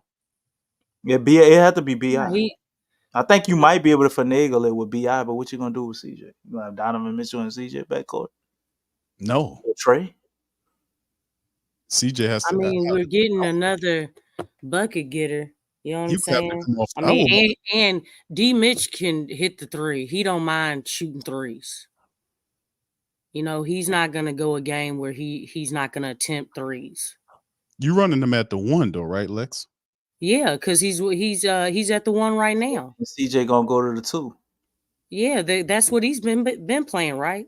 And we putting we're gonna have Herb still at the three, and wasn't he playing off Garland though? Wasn't Garland running the point when he was healthy? But Garland's been hurt. He's been hurt this whole time. Yeah, but I'm saying that Garland does run the point though. Yeah, I get what you're saying, that he's excelling at the point guard position right now. But the thing about him is he's more of a scorer. I mean, is he I don't see him as a facilitating. Well, that's the thing about him, because really he's a combo guard. Like when he was at Utah, he can actually switch up. If he needs to play the point guard, he can do that a whole lot better than CJ playing the point guard position. He can also play that two guard. He can play off ball. He can play on ball, off ball, and he can play as a playmaker. I've seen all three of those roles out of him, and for long stretches. Huh? I like Mitchell. He's a scorer, but I don't know if the Pelicans are willing to get rid of. I don't know. CJ McCollum I think he's a more talented version of CJ McCollum, in my opinion. Except right now, I think CJ is more mature, and is more adaptable. Just seeing what he's done this year, other than a night where he obviously went and turned back into CJ from last year, but I ain't mad at the Mitchell pick. I'm not mad at it either. I just don't think. I don't know if that's the thing that they're looking at. I kind of like Murray. Murray makes more sense for this team to me, but Mitch, it's another scorer. But I don't know. I just don't see it putting us over the edge. Hold on, DC. Look, just let me stop you just for a second. I'm gonna let you give the floor back. Let me give a shout out to the fam. Appreciate the family members for being in the building. Let's open up the phone lines. Y'all want to pop in, man? Feel free to hit the link. It's pinned to the top of the chat. We got Don. Shout out to Don, man. He's been waiting patiently, man. I just noticed you there, brother. I was looking at some other stuff. Thank you for being patient. And for the rest of the family members that want to pop in, man, hit the link. It's pinned to the chat. Drop on in. Let us know your thoughts on tonight's game tonight and a potential matchup. What's going on with Milwaukee tomorrow? And then overall, what do you guys think about in terms of the trade market? What happens with Val? What happens in terms of how can we improve the team? Who's really a good option you guys see? So y'all can pop in and share your thoughts tonight. Please feel free to hit the like button. Give us a retweet if you're on Twitter. Shout out to the Twitter family. Shout out to our Facebook family, man. Appreciate y'all chiming in as well. I see you, Big Low. Shout out to Saints Discussions. I see you, fam. Appreciate y'all and others chiming in on our Instagram feed. So anyway, with that, we're gonna bring DC. Finish your thought, brother. We're gonna bring in Don as well after you finish your thought. I'm trying to remember where I was at. But Donovan Mitchell, man, yeah, I like him as a scorer, but I don't think he put our team over the edge. It's another guy that could get buckets, which I think we one bucket getter shy. But couldn't you just get a guy like a lot cheaper, like a Jordan Clarkson, and have him come off the bench and do something of a similar thing, and still maybe keep your core? But Would you give it for Jordan Clarkson? Yeah. Let me see. It depends on what his contract is. I don't know if he's on the block, is he? Yeah, he is. Is Him, marketing. Jazz is open with a lot of their players. I don't think they're serious about marketing. I think that's BS. They like a Godfather offer. Yeah, maybe they do give him up, but they're saying Saxton's on the yeah. Saxton too. Wow. But you got Danny Ainge over there, bro. So everybody who walked in his office get murdered. Build in the draft. I mean, just like he did with the Celtics. Look at them. Yeah. So I mean, what Danny, he knows what he's doing. He's got a style and it works. So yeah, but I think to me, Murray, man, I threw that idea out there a while back, and it just makes the most sense for our team. We need somebody to unlock, our 2 stars, or you got to start looking to move on from one of them. If we can't get them to coincide together, but I think they're fine together. I understand at times, it looks like it can't work, but I really think we're another facilitator short. I was really hoping Dyson Daniels could be that guy when we drafted him, but that ain't really working out. They're saying we're going to be Scoop Johnson threw another report out there about the Pels of us being a potential team that's looking for a point guard this summer. Not right now, but this summer, as well as a center. So we see the up and down situation we got with JV, so we pretty much all know they're probably not going to re-sign JV, especially if he doesn't get traded. But could a reunion with Chris Paul or trading for a guy like Clarkson or Colin Saxton, who tore us a new one? Or what about, Miles Bridges beat on women, so I don't know if that be the type of toughness you're looking for. But okay, what? You see? Well, I'm reading like you everywhere. Man. It's like you went to talking to us and then talking to yourself. I was reading the NBA trade rumors up there. The Jazz Miles Bridges. DC, you said the quiet part loud. So it's supposed to kind of reverse the game on that, brother. It's pretty funny, so I guess it's pretty good show material. But what about Mikal Bridges? They're not giving him up. They building around Mikal. What if he don't want to be there? I mean, you know what? They gonna throw a lot of money at him. I think really the next best thing would probably be Cam Johnson. He's another two-way player, a shooter. He reminds me of Trey Murphy, but like a better, I guess, a mid-range game. You see him as a two-way player, like a good defender? Yeah, 3 and D. Okay. That's what Mikal is. Mikal's probably like an edge above him, but they're not gonna. They want to build around Mikal. they've already came out and said that they had to say that like 3 times to everybody because everybody was calling them about my kid. I'm like, nah, we ain't. No, he's a crucial piece. No, Tramal. No. Saying that's Cam Reddish. DC, Cam Reddish is gonna fix everything. that's what DC used to sell it. DC would love Cam Reddish, man. He used to talk about Cam. I think you got Cam Reddish posters over there at your house, Big Q. No, You I said don't. the man name more than me. DC always Hey. does this. He always does this. Someone always does this. He always does Yo, this. I got a quick question though. This was I saw this and I didn't really think about it. But do you all think David Griffin, do you think he has beef around the league? What do you mean? In what way? Like, I don't know. It seems like as far as just his ability to get I guess quality trades and things like that. As far as other people, fooling with him. I don't think so.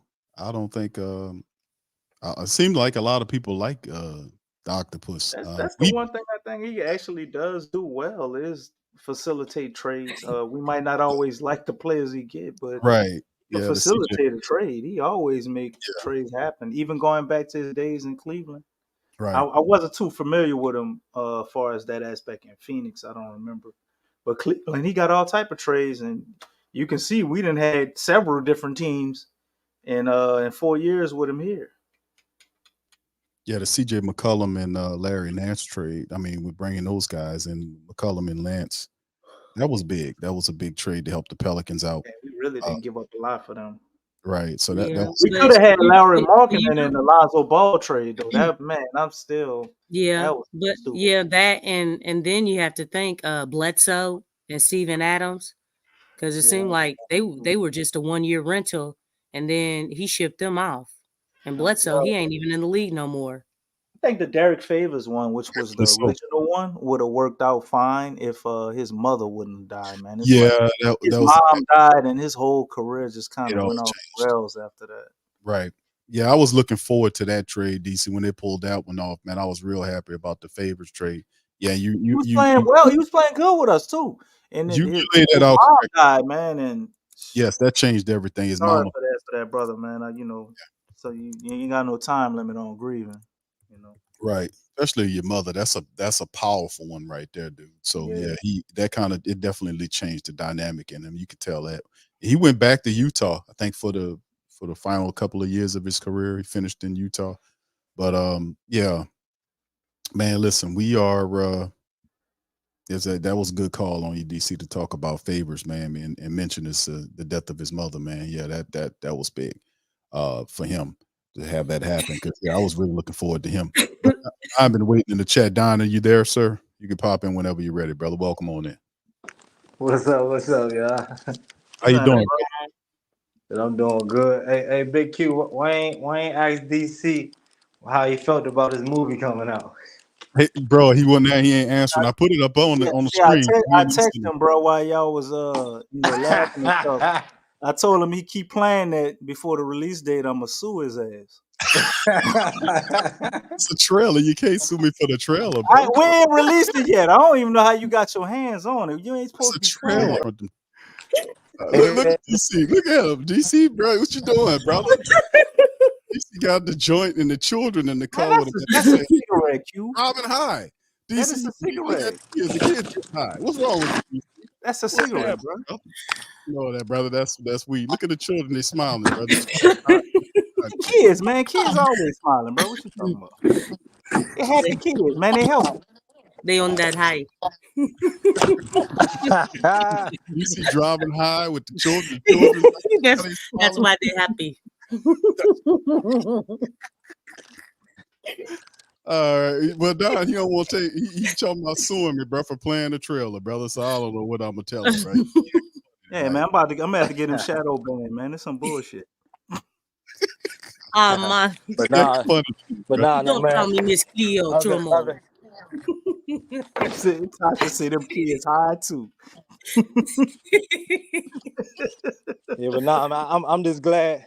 I'm just glad we can laugh at that because, man, like when you think about all the reality what's going on with the Pelicans, man, like Yeah, Don, tell him, bro. I'm so over. But y'all been new. I've been over Willie, but I'm so over. I'm over Bi too though. It it doesn't work. Half of the reason why I think it doesn't work too is I feel like, my personal opinion, Bi has this identity crisis as a basketball player in the NBA. Um, Bi is a very talented player, and he has a lot of abilities and stuff like that. And when you look at it in that way, he feels like he can do a lot of things. He can put his imprint on the game however he can in his way. But what he fails to realize is that his way doesn't win games. He is not a superstar. He is not a person that's going to lead a team to a championship or you know what I'm saying? I feel as though he's still stuck in that mindset of I'm him. I'm him. And what it does. All right, Don, you done froze up, Always my got a brother. little feeling about Bi that it's just if he ain't in the spotlight doing it and leading the charge, it's like I ain't too all right. We might be winning, but I ain't all the way happy about what's going on because I want to be in the spotlight. So I ain't gonna cheer my teammate on. I ain't gonna always be, you know what I'm saying, like being there for my teammate as much as I should be because I ain't feeling right. I ain't in that spotlight. This is supposed to be me. I got the abilities. I can lead a team. Nah. Look at I don't give a fuck what you think. Look at yourself in the mirror. What have you done in your career? What have you done? Look yourself in the mirror. I understand you got a lot of players in the league got the ability. I compared them to like a Bradley Beal in a way. When you look at, because I all the Bi lovers, I didn't want them to feel like I don't like Bi in a way. Like I just keep it real. Like you look at Bradley Beal, like a guy that's very talented as hell, but he's not leading no team nowhere. He's not leading no team nowhere, man. It's just not happening. You dig what I'm saying? So that's just the type of player I think Bi is just not doing that, and I think he struggles and has his ego and selfishness, and I just that's just the energy he give off for me, and I just be feeling that, and it drives me crazy. I'm like, bro, like, damn, dog, why you gotta be like that? Like, I don't like it's just in the play, like man, it just shows when you ain't throwing an alley-oop, a simple alley-oop to your boy Z, like the small things. When you're in the corner, Z got the ball. It's 4 seconds on the clock. You in the corner. Jordan Hawkins Jordan Hawkins out there. CJ out there. Everybody ready for the ball, and your motherfucking hands is on your hip. Your hands is on your hip, dog. I'm looking at that shit. I posted that the other day. Bi thought I was reaching. But nah, bro, that shit's all body language, bro. Cause when you balling, you smiling and shit. When your teammates on you, yeah, I appreciate it. Man, calm down, dog. You ain't did nothing. But being the selfish dude that you been. When it ain't your, you know what I'm saying? Like, cheer your teammates on when you ain't got all that shine going on. And just know, look yourself in the mirror. No, man, this is Z team. Be a man, understand what's really going on. Put things in perspective. This is Z's team, dog. Every time he's leading the charge, we do better. We just did it last game. We didn't have you when we played OKC. We came back and beat OKC. I believe so. If I'm not tripping, we beat OKC without Bi. And now we don't got Zion tonight. Where's your passion about the game? Show up and show out. You ain't getting the foul like Antonio Dames was saying. Man, come on, man, sell some calls. Do what we got to do. It's called a game for a reason, because within this game you got to do certain things to get advantage, to give it all you got. So if you know we ain't getting no call, do something. You supposed to be this all-star, so show out. Show out. So man, I'm over it. So y'all was talking about Donovan Mitchell. Man, I take Donovan Mitchell over B. I swear to God. Because that's the dude that's gonna get it at all costs. He wanna win every game. He's gonna give his all. He's gonna try to score at will. Give me that. I promise you, when Zion out, he's gonna try to show up and lead us however he can. Better than what B.I. be doing. And I'm pretty sure he's probably more unselfish. You know what I'm saying? Like, it's just, man, that's just, but somebody tell me if I'm tripping, but that's just what I've been getting, man. Like, that's just what I've been getting. US from Team USA on. Come on, dog. That shit, come on, man. How you out there? I'm rooting for you from the Pelicans. I'm like, all right, come on, B.I. Let me show me something, dog. You represent the Pelicans, man. Let's see what you got. You ain't playing no more. What the? Oh, Ant-Man looking like he the leader of this team. Why you ain't? What's going on? You ain't even getting no PT. Like, have some pride about the game, man. Find where you fit in or whatever. You know what I'm saying? Do what you supposed. Like, he just need the spotlight, and when he ain't got that that's the identity crisis he's going through. So yeah, man. All right, thank you, Don, man. Don letting it out, man. But y'all feel free to chime in, DC Lex. This is a safe place. Oh goodness. There you go again, DC.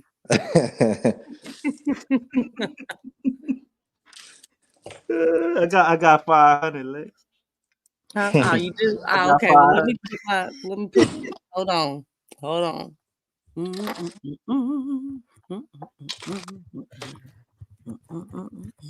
Don't be making no witches brew over there.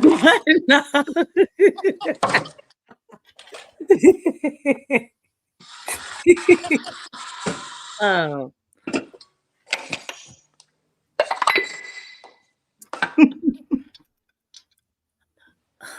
Just looking at everything. What were you talking, DC? Nothing. Go ahead. Yeah, I mean, we've talked about how like they can't keep everybody. Honestly, I kind of feel like, with the core, or really between Zion and BI, at some point, one of them two are gonna have to go.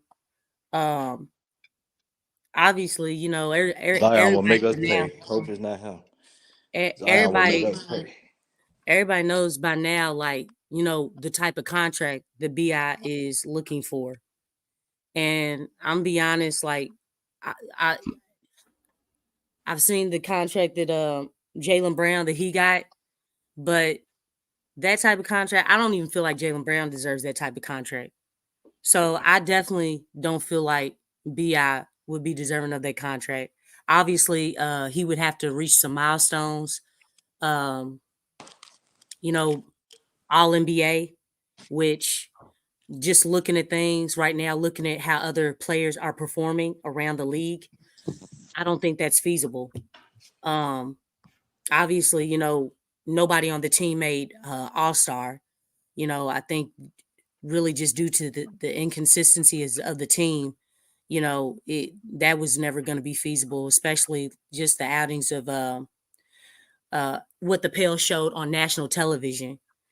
So yeah, that contract, if let's say if they did give him that contract, that would, if they did at any point decide to trade BI, no one around the league is going to take that contract. It would almost be similar to Solomon Hill. What are you saying? If they gave BI a Supermax? Yeah. Because the thing is, how much better is BI going to get? I know he's entering his prime, but how much better is he gonna get?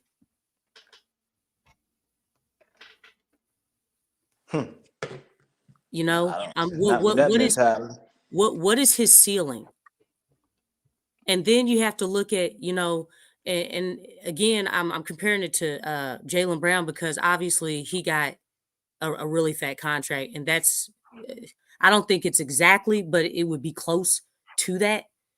But look at what he's done with his team.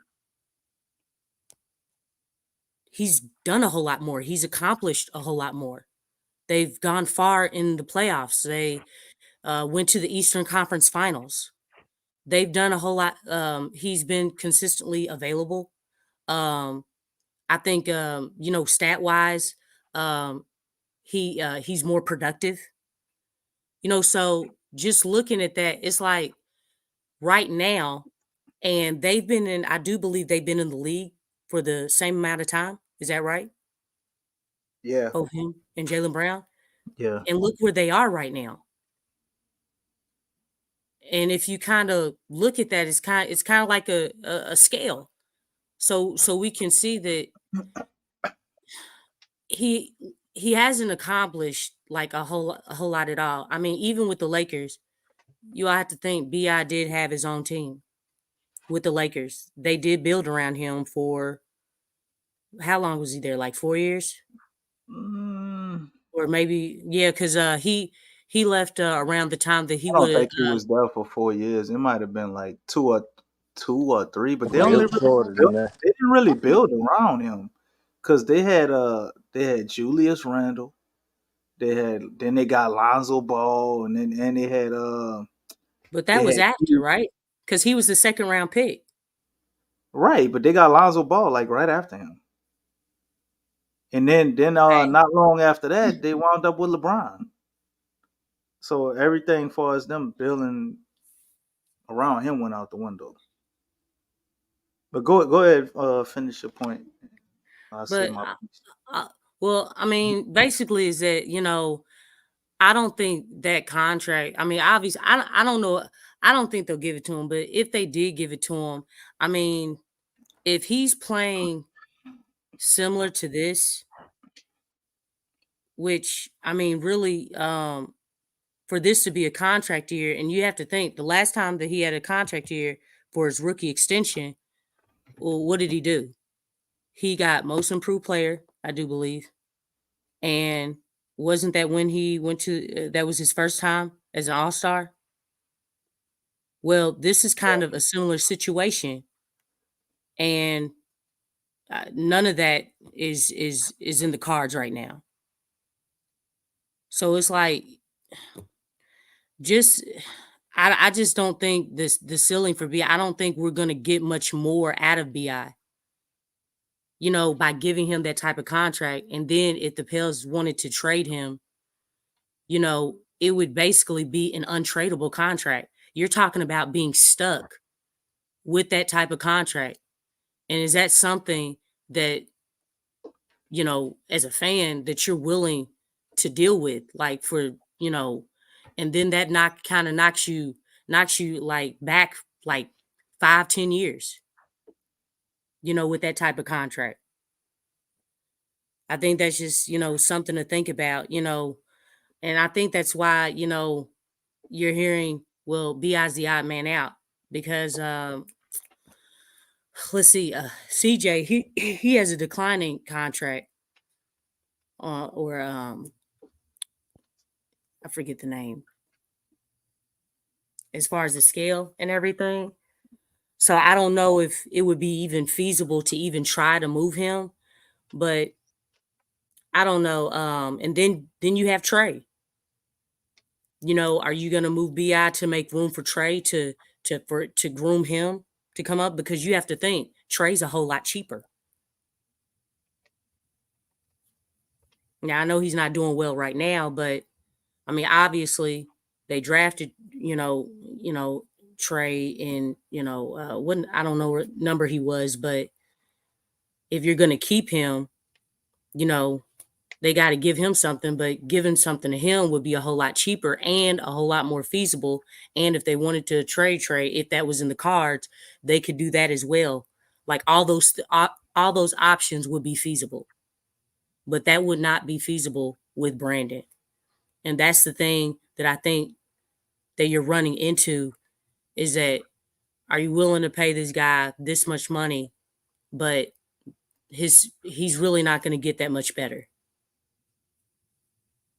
Well, I don't see it like that with BI. I see Brandon Ingram as a guy that still has like another gear. The main point I can point to show that it's always been a good indicator for me, just looking at players. And usually, what you see a guy be in the playoffs is more close to what they are or what they could be or will be consistently than whatever they're going through right now.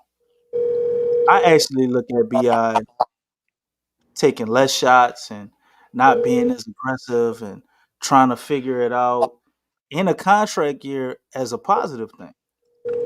Because I see him being more about the team winning. But on the flip side, I did see that missed lob. And you do see those, like, what the hell is going on with that?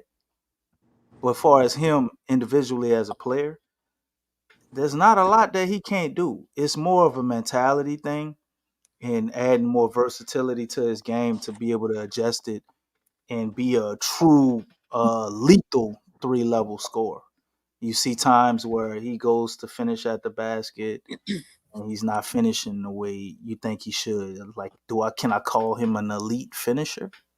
Nah, he still got more to learn there. Far as generating foul calls, you look at that, and some of that I can kind of it's a respect thing as far as our team, because you got the same thing with Zion with them generating foul calls. So I can say that's a wash.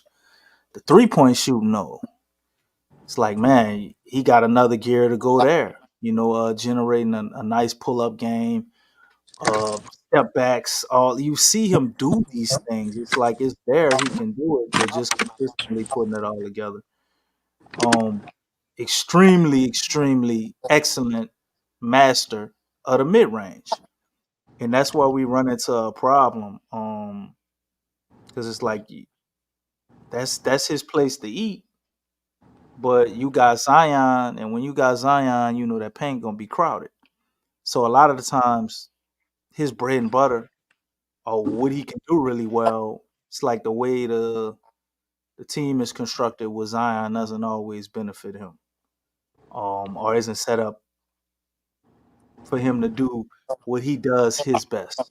But he's also very good at passing. I think the elevation for him, and we're seeing it, would be his defense. Bi becoming a true two-way player, I think would unlock a lot and change a lot with him. Seeing other ways to be just as impactful in the game, even without the ball. Because maybe we did ourselves a disservice when we got Bi and we just allowed him to ball out. 2019, Alvin Gentry basically just unleashed him, right? But he wasn't required to play no defense. You know what I'm saying? So now you got him with Willie Green trying to get that part of his game together. And when I look at a guy like Chris Middleton, who's getting paid, I believe, like $180-something million, people may disagree, and I get it. But I see Bi as better than Chris Middleton. I see him offensively as better than Jaylen Brown, but Jaylen Brown obviously has that edge defensively, and he just fits with that team. It works. But if you switch those two guys, will Boston not still be just as good? I think Bi's problem he has right now is mental. Before this, it was all injuries. He had the injury bug on him when he played. He was balling out. We was all excited. Afro BI and all this. He just kept getting hurt. Stan Van Gundy year when they played with Zion, we had the best duo in the league. So it's like we looking at these dudes as they can't play together. I've seen it work. I get NBA League Pass. You go back and watch that season when B.I. and Zion played with Stan Van Gundy, and you tell me they can't play together. It worked. But that's with Van Gundy. Look, I know. Who's the head coach now? It's a totally different system. I get that. But I'm just saying, like, the idea that B.I. and Zion can't coexist, I think is untrue. But we have to get more creative what we do with them to make it work. And then let's be honest, right now, a lot of times we don't we get one off the court and the other one, it's like they don't even play a lot all the time together. So them figuring out ways to work that out, I think is what we should work towards. Because whatever you get in the trade for BI, especially at where he's at right now, I would consider his trade value down right now, right? You won't get an impactful return back. The contract that he's going to command due to how he's playing right now, he won't get even an All-Star or All NBA selection. It won't be nowhere as big as we were thinking it would be because of those things, because that's a requirement for him to get the Supermax, right? So I don't see him as somebody you got to get rid of. Maybe he is frustrated by coming to the realization that this is going to be Zion's team, and he didn't give him the alley. I just look at the big picture, man. I'm not gonna get caught up in just what I'm seeing exactly right now, but looking forward, like, okay, we don't have guys that we can get signed here, right? Milwaukee had the same problem. It was hard for them Small to stuff. get Make the big picture. guys. It was hard for them to get guys before they won a championship, right? So we give up BI for what? What do we get back? When we finally got somebody who want to be here, and then we're gonna trade him, give him up to get what?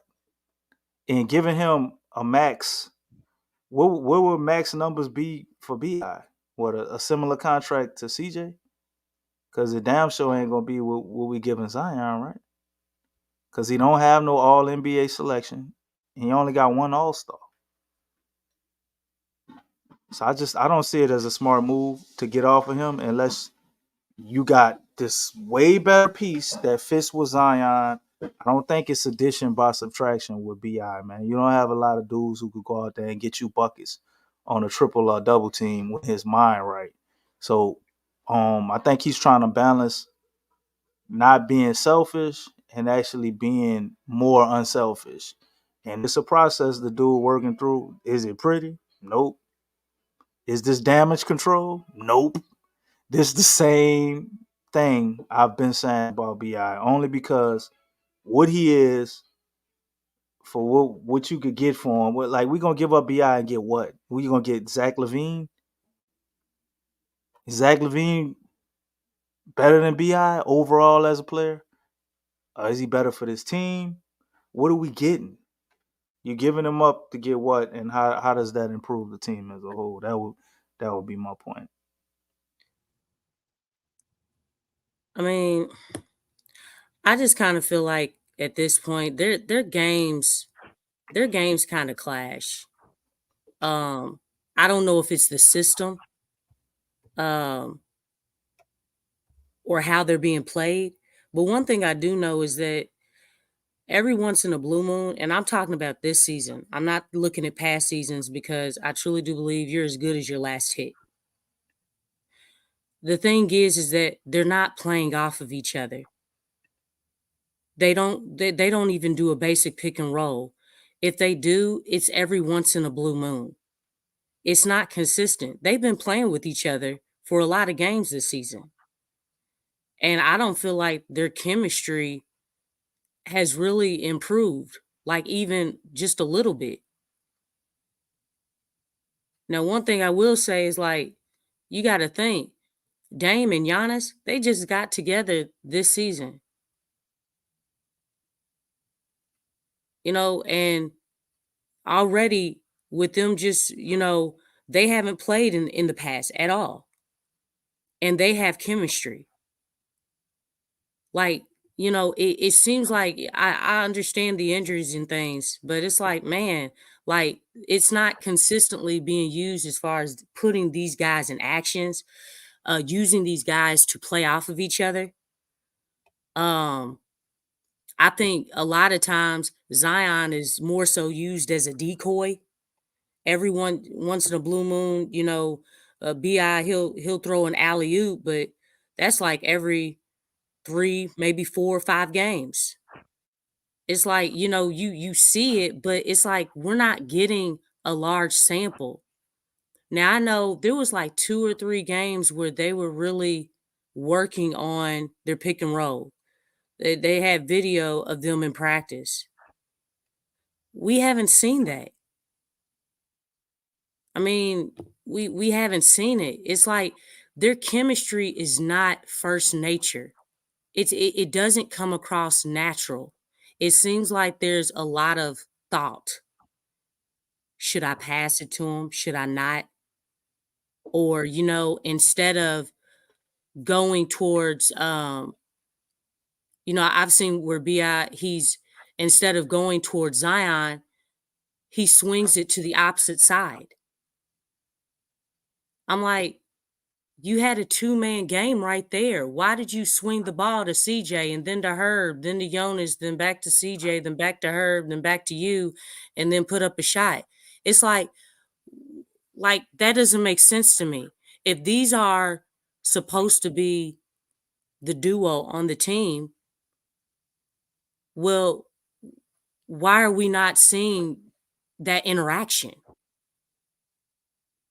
And the thing is, it's like, let me tell you something.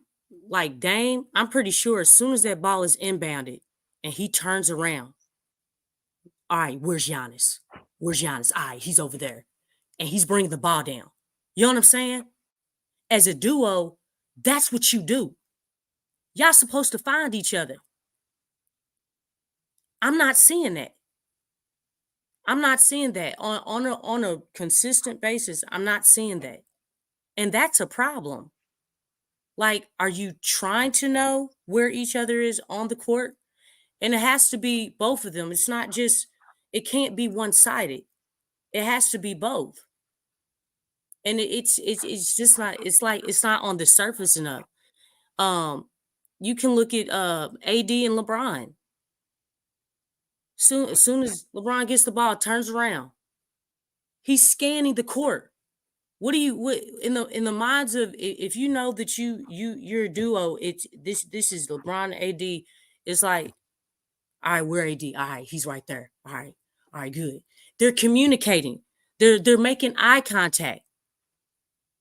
They do a little flip thing. You know what I'm saying? It's kind of like what you saw Lonzo and Zion do a little bit. Zion talked about that all the time. They just had that eye contact, and they knew the timing was right. It was impeccable. It was perfect. You know what I'm saying? They AD and LeBron, they do that all the time. It's like that's part of that. That's a play. That's a part of the game plan. Getting an easy shot. It's stuff like that, and it doesn't have to be alley-oop. That's not what I'm saying. It's just like it's an action. It's like getting your 2 best players on the team in action. And I don't think that's too much to ask. I mean, why are we not seeing that? Like, what's the problem? I don't get it. And that's why I'm saying that, because I'm looking at what's going on out there, and it's like they're not looking for each other enough. I get that, but what's the alternative? So, okay, you want him out of here. You're looking at a guy like Zach LaVine, who's on the hook for $250 million. He gets more than Zion. We got Donovan Mitchell. maybe we could get. Do we even know if Cleveland really wants to trade Donovan Mitchell? But I guess he would that be. was just a name out there. I mean, it can be anybody. I'm just saying, like, look, I don't know if Zion and Bi. I mean, they don't even come across as they hang with each other off the court. Like I don't really get those vibes from them. I mean, I don't know, but they really seem like they're kind of in their own world. They definitely don't come across as best friends. Right. And I know that's something that you don't have to have, but if you think about it, that is a part of chemistry. You know, it's not what you do on the court, it's also off the court as far as having that chemistry. And I mean, these guys, they've been together since, Zion was drafted. Bi was traded the same year. And we've had moments of those, but again, 3 coaches later in a new system, it's just kind of mind-boggling because it's like, okay, what's going on? Because really, I feel like in the past, they at one point in time they had better chemistry than now, but the team wasn't good. You didn't have guys like Herb Jones. You didn't have Trey. You didn't have Alvarado. You didn't have those guys. The pieces around them were not good. And when you said that, I thought about that. Like there was a different cast around them too. So they have a better team around them compared to in the past, but the system is different. So I don't know. I mean, just it doesn't necessarily have to be Zach LaVine. I mean, I don't know who out there is available, but just from a financial standpoint, I mean, is that something that you're willing to do, that the organization's willing to do? And then if things don't work out, because you always have that, is it going to be a tradable contract? And the answer is going to be no. If that contract is given to him, nobody's going to take it. Especially like Bi, he struggles on, taking threes still, because that's not first nature for him. So you're starting to get into, a mid-range guy. And the thing is, the league is looking for shooters. That's why they were asking him to, shoot more and things. And shoot, that's one of the reasons why Melo got basically booted out the league. You know what I'm saying? Yeah, mid-range guy. No, he was struggling on taking those threes. I think it was a different dynamic. But I think with Zach LaVine, it's kind of like, it's probably his contract. I haven't really looked at his contract, but Zach LaVine making a lot of money. Like he's not worth that contract. yeah, well, Bi, I wasn't thinking about Zach. I know they said that there's really not a market for him right now. But I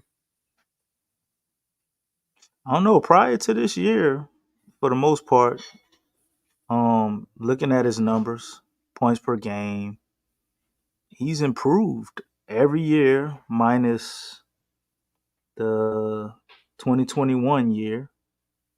And this year, every other year of his career, he's gotten better or stayed exactly the same. I look at him right now. What we have is an enigma.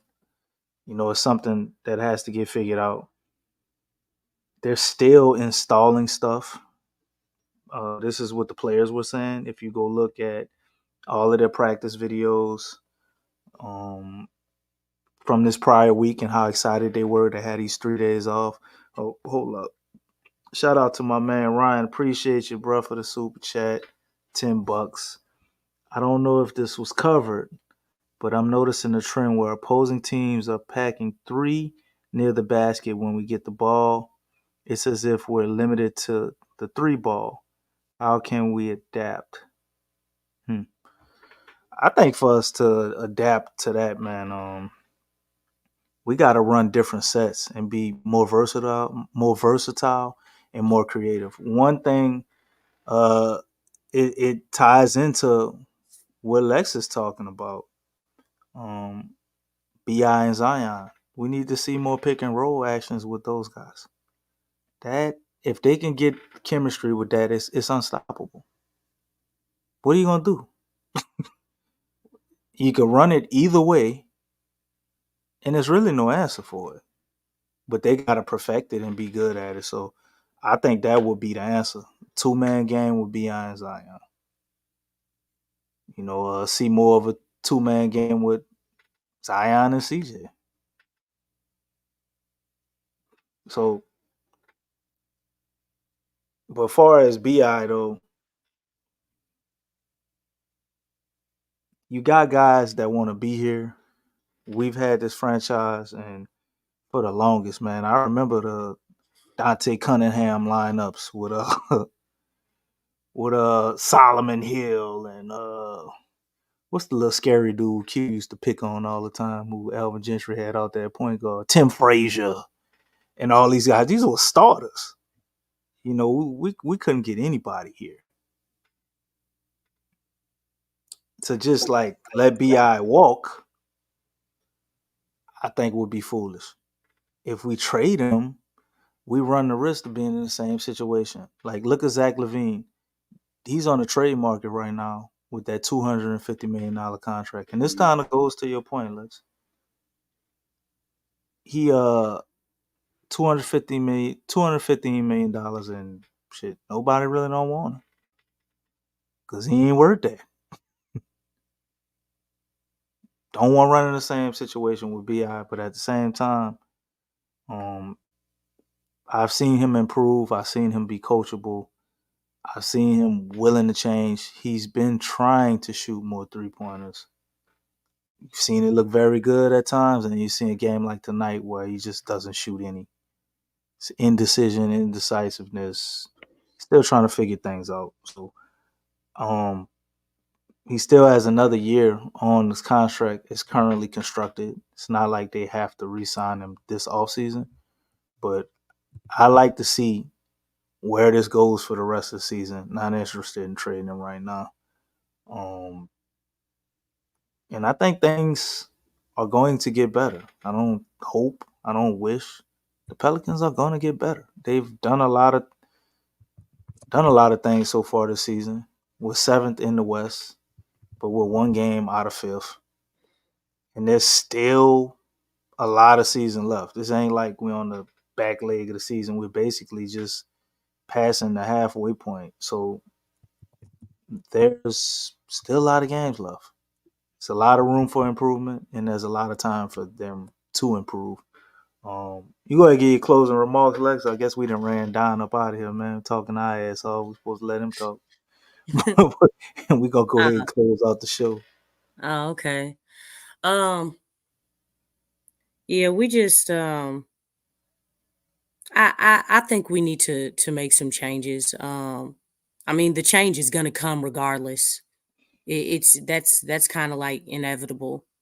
There's a lot of expiring contracts on this team. Obviously, the biggest thing is, that the biggest talk has been, with JV. And there's, ups and downs with him. Obviously, the showing on tonight, again, he couldn't keep up with Chet. And that kind of hurt us. But every time we did go to,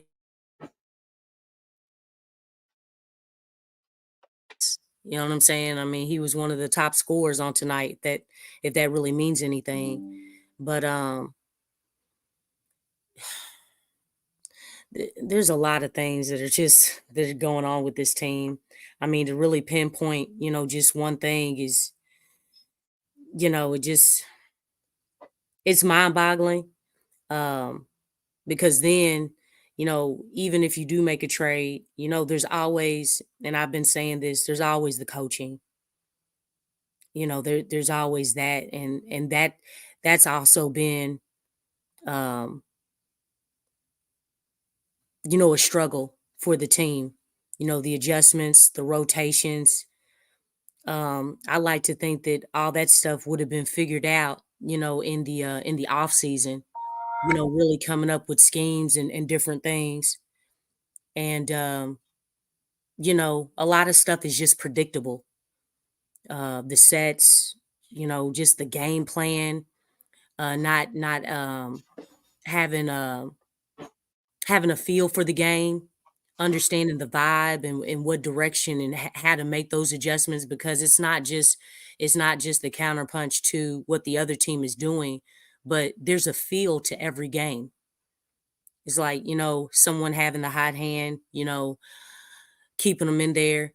I mean, it's just it's a lot of things right now, man. I mean, how can you pinpoint which way to go? Because it seems like there's an identity crisis in so many departments of this team.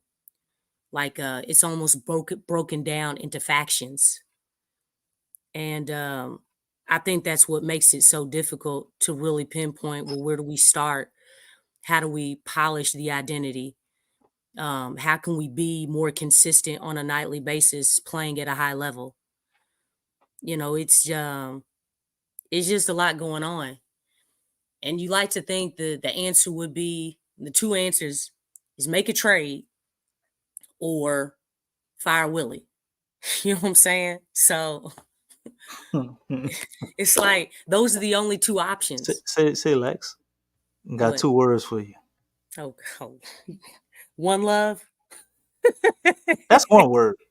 What? No, it's not. That's 2 words. One love. You a chicken head. We spell them together.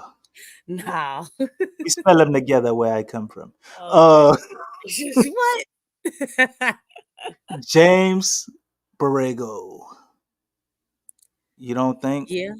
I mean, well, are they gonna do it though? At some point, if things like, I like Willie. I think Willie can be the coach that we need him to be. You are Regardless of too nice, man. I'm not being nice, I'm just being honest. Man, I want results, man. But wait. I also think Willie is on the clock. Like if we have Yeah, his contract runs out at the end of the season. Right. So if we have another season and it's basically the same results as what we got,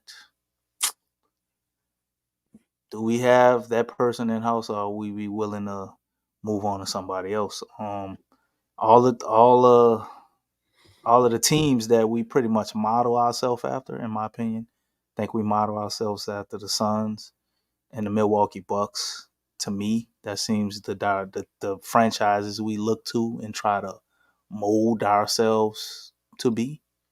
Then look how they handle coaches. You had Mark Jackson doing what he did. They put Steve Kerr in, and that ascended, to where it needed to be. Could we see a similar situation? Or you look at a team like Milwaukee, who think that was a shame what they did to Bud, but they brought him in after Jason Kidd was disappointing. He had all of that success, won him a championship, and then, once he fell off a cliff for the playoff series, they got rid of him, put somebody else in there. He wasn't getting the job, fired him halfway through the season, brought Doc Rivers in. So I do think there is a clock on Willie if this team doesn't show tremendous growth. But truth be told, I'm not sure if that's the end of this year or next year. But I think Willie has the ability to figure it out.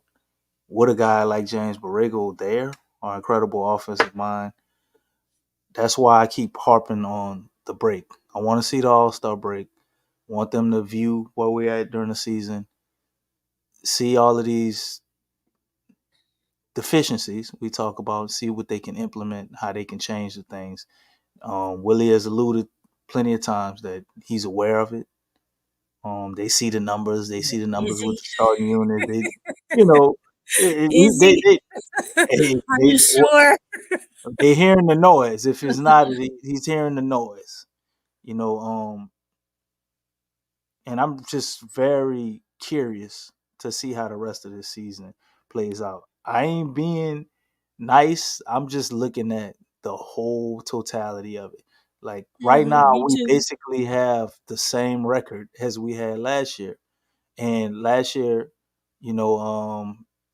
basically Zion went down in this month. So we're like 2 weeks or maybe a week and a half from Zion, pretty much going down from last year. And we got pretty much the same record. And we were number one in the West then. So how do they finish out the season?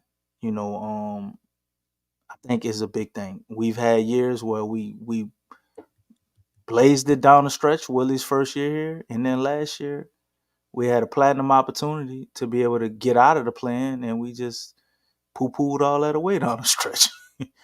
So what are we going to see down the stretch? What are we going to see as far as the creative innovations during the season, after the break? And are we tactful, skillful, and schematically intelligent enough to maybe be holding some things for later in the season or the playoffs? Because I see a lot of it seems like they holding back a little bit, as you alluded to tonight, and just other things we see that's weird. Or maybe they're trying to figure certain things out that they know they want to do. They don't like how it's playing out fully in practice, and they aren't ready to implement them. But only time will tell.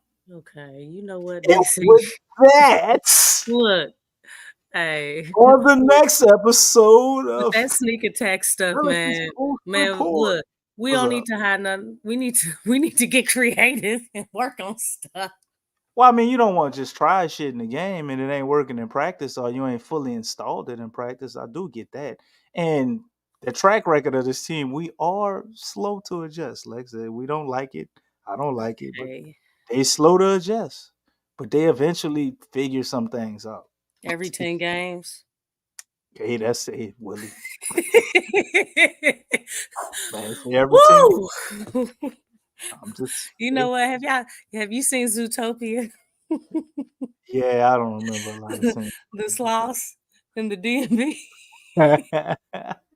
But hey, remember the old race with the turtle and the hare, right? Who won the race? Slow and steady wins the race. You doing today?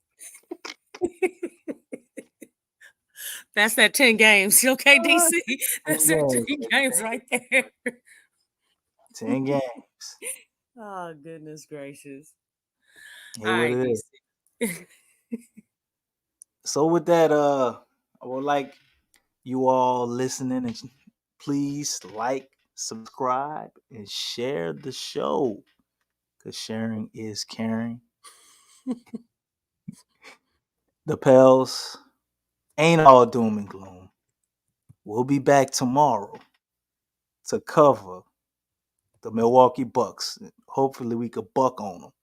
Take out some of this frustration on Milwaukee. It's gonna be all right, Lex. Just woosah. Look, it's pretty scary right now. Which team is showing up? On the next episode of the Pelicans Postgame Report, we will definitely tell you. You'll know for sure tomorrow. So with that, I'm going to go ahead and check out of here. Appreciate everybody in the chat, man. Appreciate all y'all little jokes and stuff tonight. Had a good time tonight, man.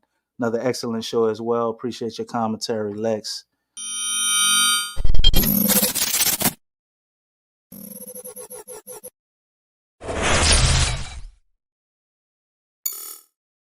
TheWhoThatDaily.com. That's right, TheWhoThatDaily.com. Your one-stop shop for everything New Orleans Saints, New Orleans Pelicans, LSU Tigers, even the top flight boxing news. So if you're a Who That and you're looking for a place to stay up on your team, TheWhoThatDaily.com is your site. TheWhoThatDaily.com for the sport Who That in all of us.